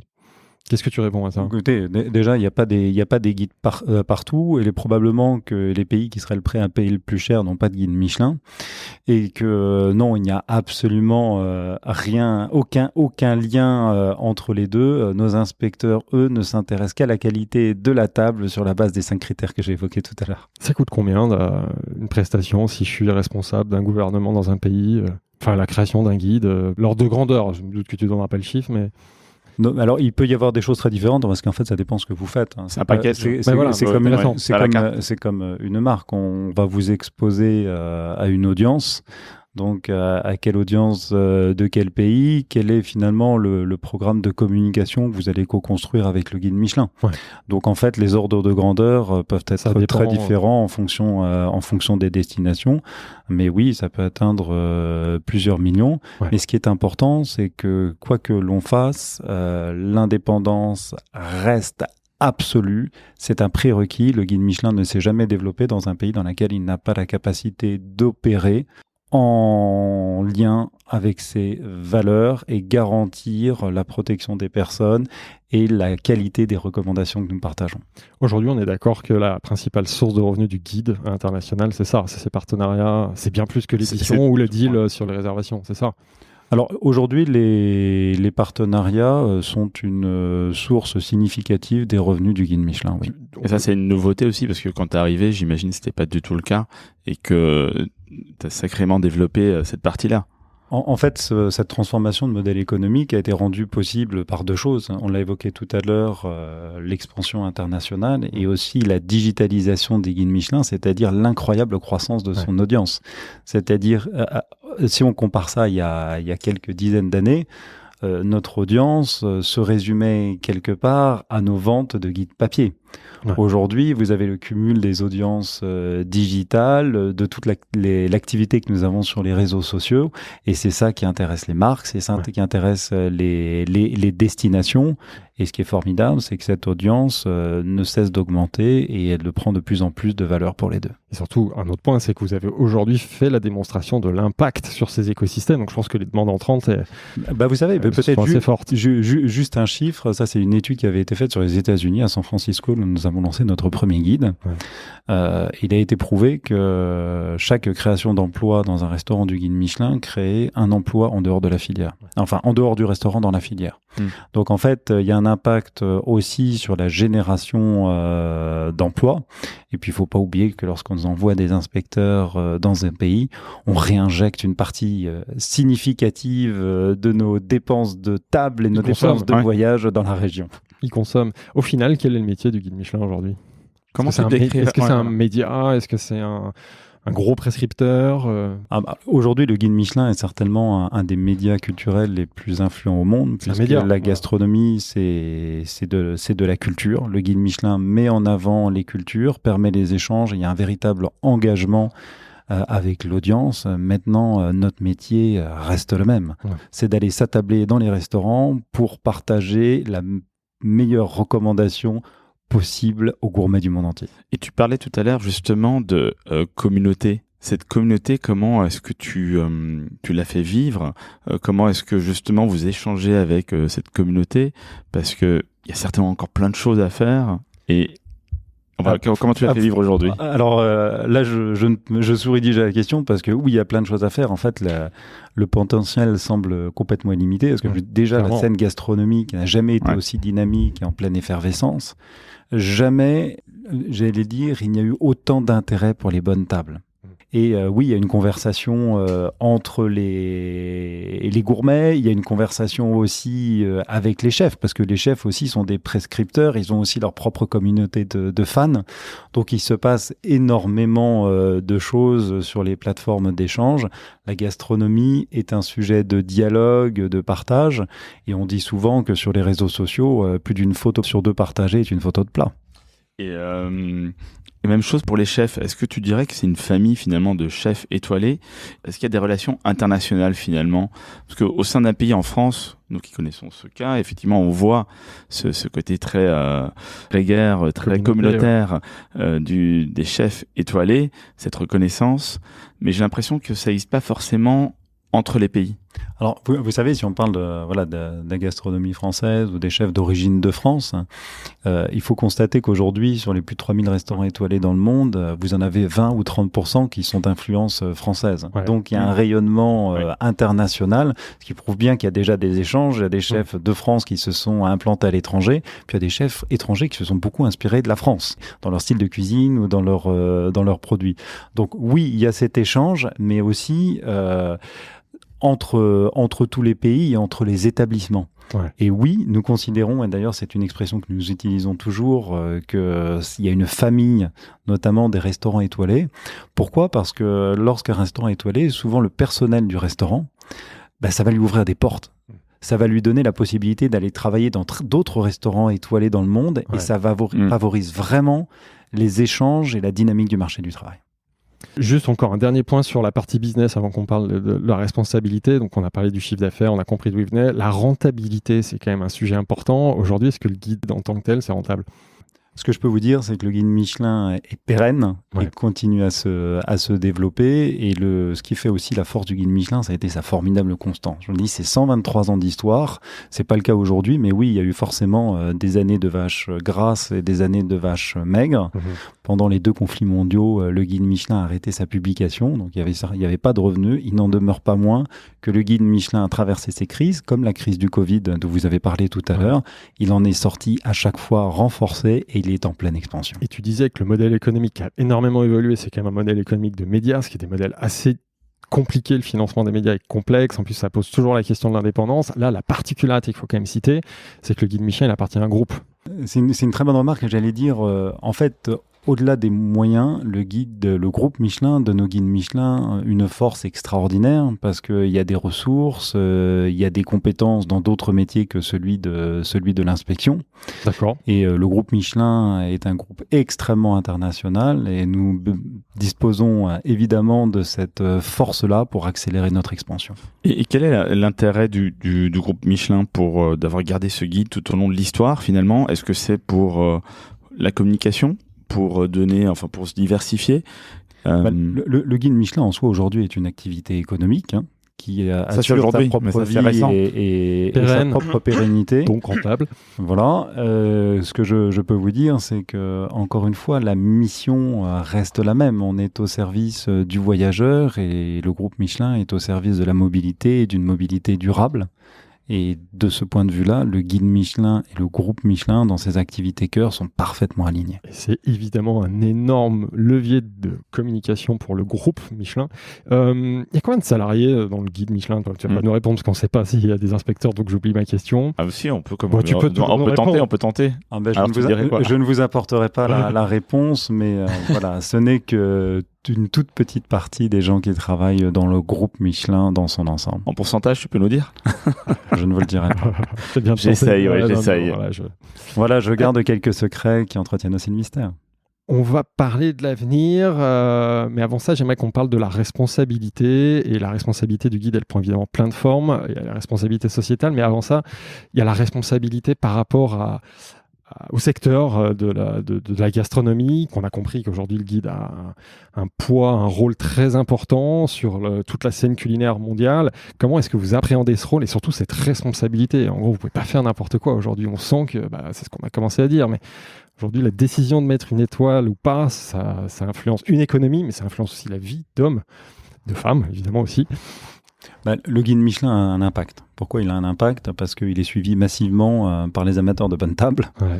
Et donc, il a un impact pour les restaurants, les encourage dans le développement. On l'a évoqué tout à l'heure, il y a un impact sur l'ensemble de la filière, dont il participe à l'attractivité. Donc oui, cet impact est positif et il se renforce. Il y a de plus en plus d'ampleur, il y a de plus en plus d'enjeux aussi dans le tourisme mondial. Et la gastronomie est aujourd'hui considérée comme probablement le premier levier d'attraction touristique. C'est un élément de différenciation capitale et toutes les destinations du monde aujourd'hui parlent de leur gastronomie parce que c'est leur identité et c'est la réalité d'un voyage. Quand vous allez vous attabler dans un autre pays du monde, vous allez découvrir une autre culture et vous allez faire d'autres rencontres. Et comment tu décrirais la relation entre les chefs et le guide Michelin ? Écoutez, pour moi, c'est une relation de respect mutuel, parce que je pense que les chefs respectent le guide Michelin, et c'est pour ça que les chefs en parlent et considèrent les classements du guide Michelin. Et nos inspecteurs, qui sont aussi des professionnels, ont un immense respect pour les chefs. Il ne faut pas oublier qu'il faut faire le spectacle. Il faut être sur le devant de la scène tous les jours, repas après repas. Métier très exigeant. Ce sont des métiers exigeants et pour le dire simplement, vous savez, les gens de la restauration, comme les gens du spectacle, sont des gens qui travaillent lorsque les autres se reposent. Donc vous êtes en horaire décalé. Le soir et les week-ends. Il y a cette exigence, il y a cette amplitude d'horaire. Donc nous avons un respect immense pour ceux qui nous font plaisir tous les jours. Est-ce qu'il y a une distance quand même avec les chefs? Est-ce qu'il faut une distance? La distance que nous maintenons, c'est celle qui nous permet d'être indépendants. Très clair. On le sait quand même, hein, parfois là, pour les chefs, c'est le verdict, il est dur. Moi, je peux témoigner d'une expérience personnelle. J'échangeais quelques semaines avant la cérémonie à Strasbourg cette année en 2023 avec un chef étoilé et qui me racontait qu'un mois avant, il dort pas, il vit très mal. Toi, qu'est-ce que tu as envie de répondre à ces chefs qui se rendent malades, entre guillemets, pour le guide Michelin? Est-ce que pour toi, ça va trop loin? Est-ce que... Enfin, nous avons conscience de l'enjeu et de l'impact des décisions pour les établissements. Ce qui est important, c'est que vraiment les chefs et leurs équipes se concentrent sur la satisfaction de leurs clients. Si le client est satisfait, la recommandation du guide Michelin suivra. Parlons aussi des chefs qui ne veulent plus être dans le guide Michelin. Donc les plus illustres, c'est les Brasse, donc Sébastien et Michel Brasse. Est-ce que vous comprenez ces choix et comment vous vous positionnez? Parce qu'en fait, ce qui est intéressant, c'est que je crois que dans un premier temps, vous les avez enlevés du guide et ensuite, vous les avez remis dans le guide. Alors, la position du guide Michelin reste inchangée. C'est de faire des recommandations aux amateurs de bonne table. Et nos recommandations se doivent d'être justes et se doivent d'être exhaustives. Sinon, elles n'ont pas d'intérêt. Donc, non, les étoiles du guide Michelin sont décernées par Michelin. C'est pas le choix du chef de les recevoir ou non. Ouais. C'est de la liberté de la presse. C'est une indication qui est uniquement de notre fait. Ouais. Dans le cas que vous mentionnez, oui, il y a eu une année de transition, de passage, changement de cuisine, passage du père au fils. Mais le restaurant de Sébastien Bras aujourd'hui est recommandé. Il a 2 étoiles. Avec 2 étoiles dans le guide Michelin. Leur décision. Et à ta connaissance, justement, il y a aussi des restaurants qui n'affichent pas forcément leur plaque d'étoilés Michelin devant leur restaurant. À vérifier, mais ça doit être à mon avis le cas de Sébastien Bras. À mon avis, je suis pas sûr qu'il affiche les étoiles. Alors écoutez, si on parle du cas général, je peux vous dire que les établissements mettent en avant leur distinction dans le guide Michelin, alors au travers des plaques de devanture, mais surtout sur Internet, parce que c'est ce que les clients recherchent, c'est une indication qui leur est précieuse. Maintenant, il y a aussi d'autres façons de trouver des restaurants, il y a le bouche à oreille, le client est aussi libre ou non de suivre la recommandation du guide. Parlons des autres enjeux de responsabilité sociétaux cette fois-ci. Quels sont ces enjeux? Comment vous les identifiez? Comment vous les prenez à bras-le-corps? Alors, on a parlé tout à l'heure du durable. Ouais. Et on voit qu'effectivement, c'est une tendance de fond qui s'accélère, qui a de plus en plus d'ampleur dans la gastronomie et que Michelin est fier d'avoir accompagné. C'est pour nous très important de mettre en avant les établissements, leurs équipes, ceux qui s'engagent pour renouveler les pratiques, pour réfléchir, pour explorer, et qui prennent aussi des risques en la matière. Ouais. Donc ce sont ces modèles que nous mettons en avant au travers des étoiles vertes. Et là, il y a des critères pour les étoiles vertes? Alors, nous avons évidemment des critères pour mettre en avant des établissements qui ont une démarche authentique, mais aussi globale. Hein. C'est-à-dire que chacun à sa manière, là aussi. Ça peut être sur le sourcing, le respect des producteurs, ça peut être sur une autoproduction dans certains cas, sur la façon dont on travaille dans le restaurant, ça va être sur la façon dont on gère ses déchets, on peut aussi limiter son impact énergétique, mais nous avons aussi un cahier des charges qui est ouvert, c'est-à-dire des critères n'empêchent pas d'être ouverts d'esprit parce que un palace parisien va pas avoir les mêmes moyens ou la même situation qu'un restaurant de ferme en région. Donc, nous nous adaptons à ça. Et ce qui est important, c'est que notre approche est toujours basée sur la visite et même le repas sur le terrain. C'est-à-dire qu'on travaille pour le client. Il faut que ça soit une indication pour lui. Et que non seulement ces restaurants étoiles vertes inspirent leurs confrères, leurs collègues, mais avant tout, ils inspirent leurs clients.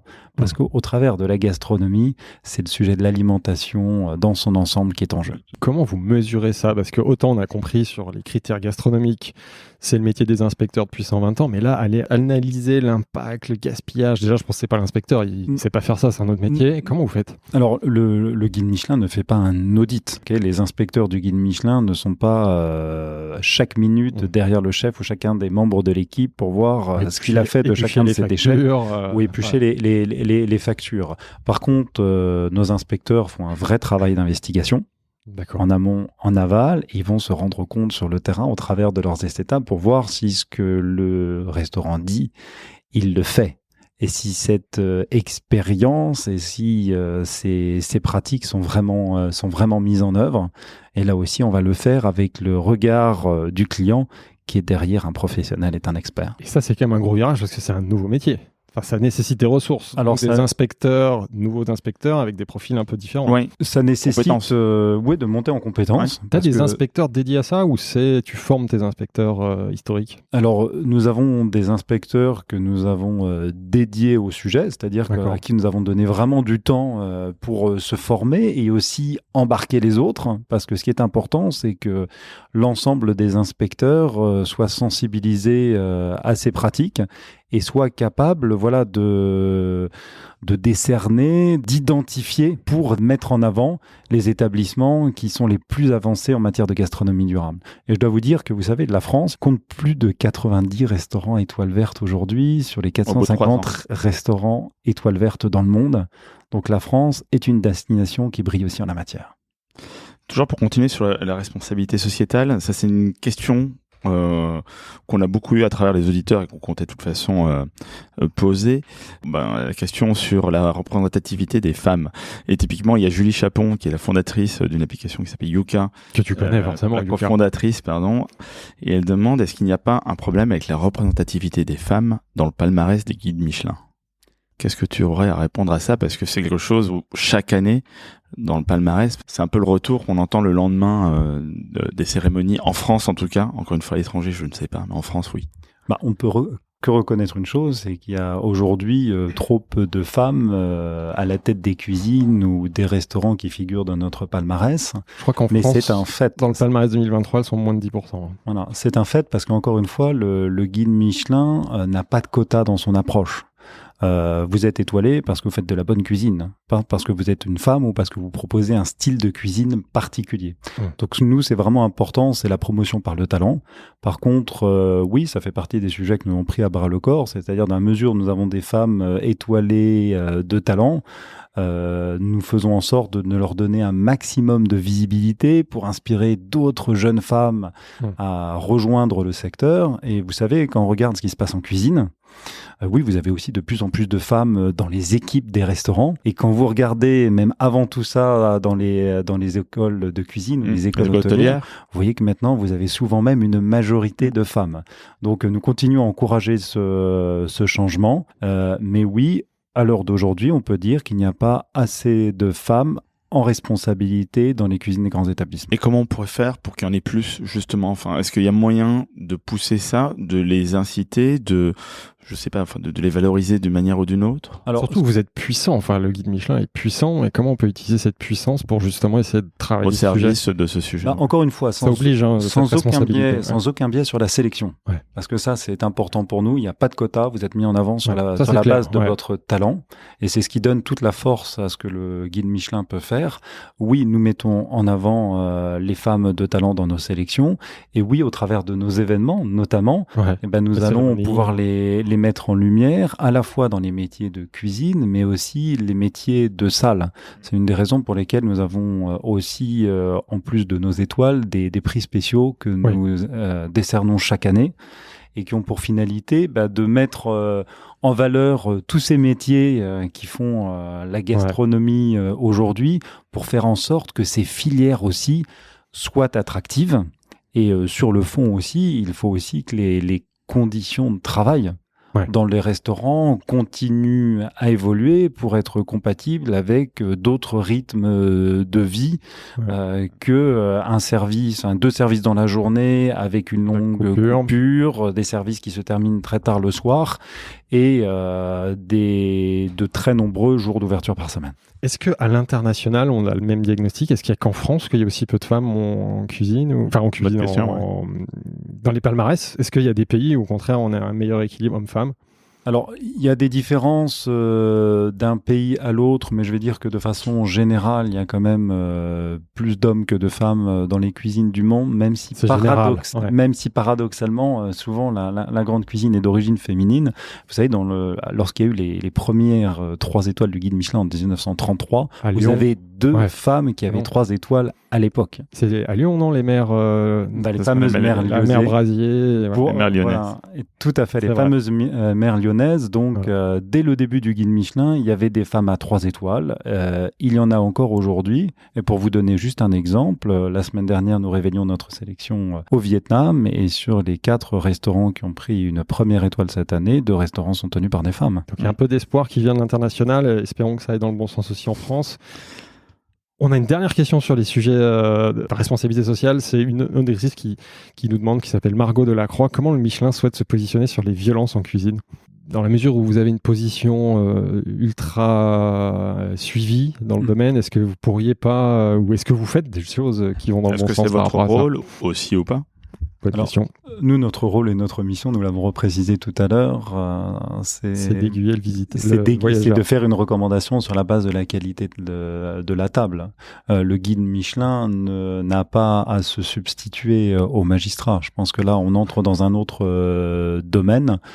Par contre, au travers de notre mécanisme de promotion, évidemment, on met en avant aussi des établissements qui ont des pratiques comme dans le durable, qui sont valorisantes et qui sont de nature à inspirer les autres professionnels et la clientèle. On approche de la fin du podcast. Parlons rapidement de l'avenir. Quels sont les enjeux pour la suite, pour l'avenir du guide Michelin? Tu as commencé à les évoquer, mais je te laisse développer. Écoutez, pour moi, le premier, c'est de continuer à reconnaître toutes les identités culinaires du monde. Il y a des pays et des cultures qui méritent encore d'être mises en valeur. Donc là, je peux vous dire que nous avons du pain sur la planche. Donc ça va nous occuper aussi quelques années. Et le deuxième enjeu, c'est aussi de continuer à rendre le meilleur service au gastronome. Donc en lui donnant accès à toute l'information en temps réel, dans la langue qui est la sienne, c'est-à-dire la digitalisation, et au-delà de la gastronomie, être capable aussi de l'accompagner dans son voyage. C'est pour ça que sur nos services et nos plateformes numériques, vous avez aussi une sélection d'hôtels. Vous choisissez un restaurant dans lequel vous avez envie de vous faire plaisir, vous avez envie d'en explorer un autre le lendemain, et on va vous proposer une adresse d'hébergement. C'est ça, c'est tirer profit de la formidable marque communauté. Est-ce qu'il n'y a pas en effet d'autres modèles économiques à aller explorer dans les années, décennies à venir? Je parle de la commercialisation d'expérience Michelin. Alors, il y a un potentiel... Je tente des questions comme ça. Non, mais il y a énormément de potentiel on aurait des suggestions dans ce domaine, parce que à partir du moment où le gastronome vous fait confiance, vous avez la capacité de l'accompagner dans son déplacement. Vous vous doutez bien qu'il y a vraiment des opportunités économiques à explorer. Est-ce qu'il n'y a pas aussi un enjeu dans l'avenir sur la communication? Parce qu'on le voit, et c'est vraiment un retour qu'on a eu beaucoup de nos communautés. On sent que l'écosystème autour du Michelin, il en demande de transparence. Alors évidemment, on a compris que pour le modèle, il faut garder une certaine distance, mais quand même, est-ce qu'il n'y a pas, d'ailleurs c'est ce qu'on fait un peu aujourd'hui, comme ambition de communiquer davantage, d'expliquer un peu plus? Est-ce que c'est pas un enjeu, ça aussi, pour le guide dans les années à venir de... Alors, je pense que aussi la digitalisation, les plateformes numériques, les réseaux sociaux aident à cette transparence, parce que en fait, on dit beaucoup de choses, mais cette information n'atteint pas forcément toujours notre lectorat ou les gastronomes. C'est-à-dire, vous m'avez posé des questions à laquelle nous avons des réponses, et je suis d'ailleurs content qu'on puisse ainsi les diffuser. Et ravi de l'entendre, et c'est surtout que je pense qu'à un moment ce mystère se retourne contre vous, parce que souvent il y a un certain fantasme ou un flou qui permet à certains de... ça nourrit des critiques. C'est pour ça que c'est intéressant d'en parler ici, pour se rendre compte que parfois, il y a peut-être des sujets sur lesquels on peut critiquer, mais globalement, Vous avez des réponses. Donc communiquer davantage dessus pourrait être un vrai sujet. Le guide Michelin, encore une fois, rend un service aux voyageurs. Je vous l'ai dit tout à l'heure, le restaurant, l'hôtel, pour qu'il tire le meilleur parti de son déplacement, qu'il se fasse réellement plaisir. Notre méthode est avérée. Je pense qu'elle est respectée par les chefs, suivie massivement par les clients, par les gastronomes. Il y a une part de mystère, c'est vrai. Mais finalement, ce mystère est aussi lié à celle de ce domaine, la gastronomie, qui est une matière qui reste vraiment vivante. Et comment t'imagines le guide Michelin dans 10 ans ? Écoutez, vous savez, le guide Michelin dans 10 ans sera très probablement, sur le fond, celui qu'il est aujourd'hui et celui qu'il était il y a 123 ans. C'est-à-dire un compagnon de voyage fidèle et fiable. Par contre, oui, il aura certainement pris de nouvelles formes dans les services qu'il va rendre pour accompagner toutes les personnes dans leurs voyages lointains ou juste dans leurs explorations de proximité. Donc, quelques nouveautés alors. Et toi qui es un peu aussi, tu es un observateur privilégié, quelles sont les tendances que tu décèles sans que ce soit, on a parlé effectivement de tout ce qui était sur la responsabilité sociétale, sur l'étoile verte. Est-ce que tu décèles d'autres tendances dans la gastronomie ? Si on parle vraiment là de cuisine, ce qui est important de noter, on a vu une vraie accélération avec nos équipes d'inspecteurs dans le monde entier, c'est en fait un retour à la qualité des produits et un retour à une forme de simplicité. Donc de simplicité dans les préparations, dans les recettes, dans les compositions. C'est moins le luxe du produit qui importe que sa qualité. Et sa qualité, souvent, c'est sa fraîcheur. Un produit frais, c'est souvent un produit qui vient de pas loin. Donc il y a cette idée de consommation locale, mais qui s'accompagne aussi de la redécouverte des identités culturelles. Et vous voyez, tous ces jeunes chefs qui se sont lancés en France cette année dans les régions, ils puisent dans leur héritage culturel, ils puisent leur inspiration dans les produits du terroir, et ils cherchent à chaque fois aussi à faire une cuisine qui est identitaire, une cuisine qui leur ressemble. Et autour des restaurants, ils cherchent à construire de vrais projets de vie. Alors justement, tu parles de ça parce qu'on parlait du luxe du produit, et j'ai l'impression qu'il y a une omniprésence ou une très forte présence de certains produits dans les restaurants étoilés, et plus ils ont envie de monter en grade, plus ils vont l'utiliser. Et je pense notamment, par exemple, à du caviar, du foie gras, de la truffe. Est-ce que c'est une obligation pour monter en grade ? Encore une fois, le guide Michelin met en avant ce qui est bon, quelle que soit la nature de ce qui est bon. Donc il peut y avoir des produits de luxe exceptionnels qui vont être magnifiés par des chefs et valoir une reconnaissance du guide Michelin. Mais dans la plupart des établissements que nous recommandons, ce sont des produits simples, des produits de saison, des produits locaux. Et vous savez, même au plus haut niveau, cette année, nous avons attribué 3 étoiles à un restaurant qui s'appelle La Marine à Noirmoutier. Bien sûr. Parmi les plats signatures, vous avez une composition qui est à base simplement de maquereau. Vous savez que c'est un poisson qui fait partie de ceux qui populaires, sont moins chers. Voilà. Qui revient sur le devant de la scène d'ailleurs. Si on parle de l'avenir de la gastronomie, de la haute gastronomie, qu'est-ce que tu penses de la fermeture annoncée de Noma à Copenhague ? Et qui justement explique le modèle économique de la haute gastronomie ? C'est un sujet qu'on aborde souvent dans Business of Bouffe, il est difficile. Alors le modèle gastronomique effectivement est difficile. Souvent d'ailleurs, plus vous montez en gamme, plus paradoxalement les marges sont faibles. J'allais dire, c'est aussi pour ça que les chefs de talent ont besoin des étoiles et de la recommandation de certains guides. Ça les met en valeur, ça leur permet de construire aussi autour du restaurant un écosystème qui va faire vivre la table. Et donc ça c'est important, c'est-à-dire que l'hébergement va dans certains cas permettre d'assurer la pérennité du restaurant, mais les gens vont voyager pour quoi ? Ils vont voyager pour la table, si vous voulez. Donc il y a des modèles économiques qui se construisent comme ça et qui sont pas uniquement autour du restaurant. Par contre, moi ce qui me semble important, c'est de continuer à donner leur vraie valeur aux choses. C'est-à-dire qu'au final, le client puisse payer au restaurant la vraie valeur de ce qu'il a consommé pour que, aussi, derrière, les producteurs puissent en vivre et que tous ces métiers de service qui contribuent à faire vivre les restaurants continuent à se développer. C'est énormément d'emplois que cette profession. Merci. Alors pour terminer le podcast, c'est vraiment la fin. C'est vraiment la fin. On a quelques questions rituelles qui s'adressent plutôt à toi, qui sont plus personnelles. Et surtout à ta carrière, quel était pour toi ton plus gros échec apprentissage et à l'inverse, quelle est ta plus grande fierté?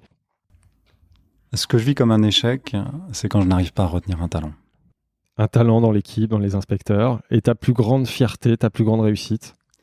Alors ma plus grande fierté, peut-être ma plus grosse émotion, c'est lorsque nous avons lancé le premier guide Michelin sur Kyoto, qui est vraiment le centre culturel du Japon, parce que les chefs de Kyoto étaient plutôt réticents à l'arrivée du guide Michelin, et nous avions organisé quand même un événement le jour J, et je ne savais pas si les chefs japonais allaient venir. Ça, c'était après Kyoto, c'est pas Tokyo. Après Kyoto. Tokyo. Combien d'années Tokyo était une ville internationale. C'est 2 ans après que nous avons fait le premier guide Michelin à Kyoto, qui est vraiment le temple de la culture japonaise. Gastronomique et culturelle. Et il y avait sur Kyoto et Osaka 7 chefs 3 étoiles qui allaient être récompensés cette année. Je me souviens d'avoir attendu là aussi avec impatience et aussi un peu d'angoisse s'ils allaient venir. Et j'en ai vu arriver 1, 2, 3 et jusqu'au 7e. Et là, je me suis dit, c'est extraordinaire. En fait, c'est vraiment le Japon qui reconnaît l'apport culturel du guide Michelin dans la valorisation de leur propre patrimoine. Si tu avais un conseil à donner à un jeune ou une jeune entrepreneur qui veut se lancer dans le business de la bouffe, ce serait quoi ?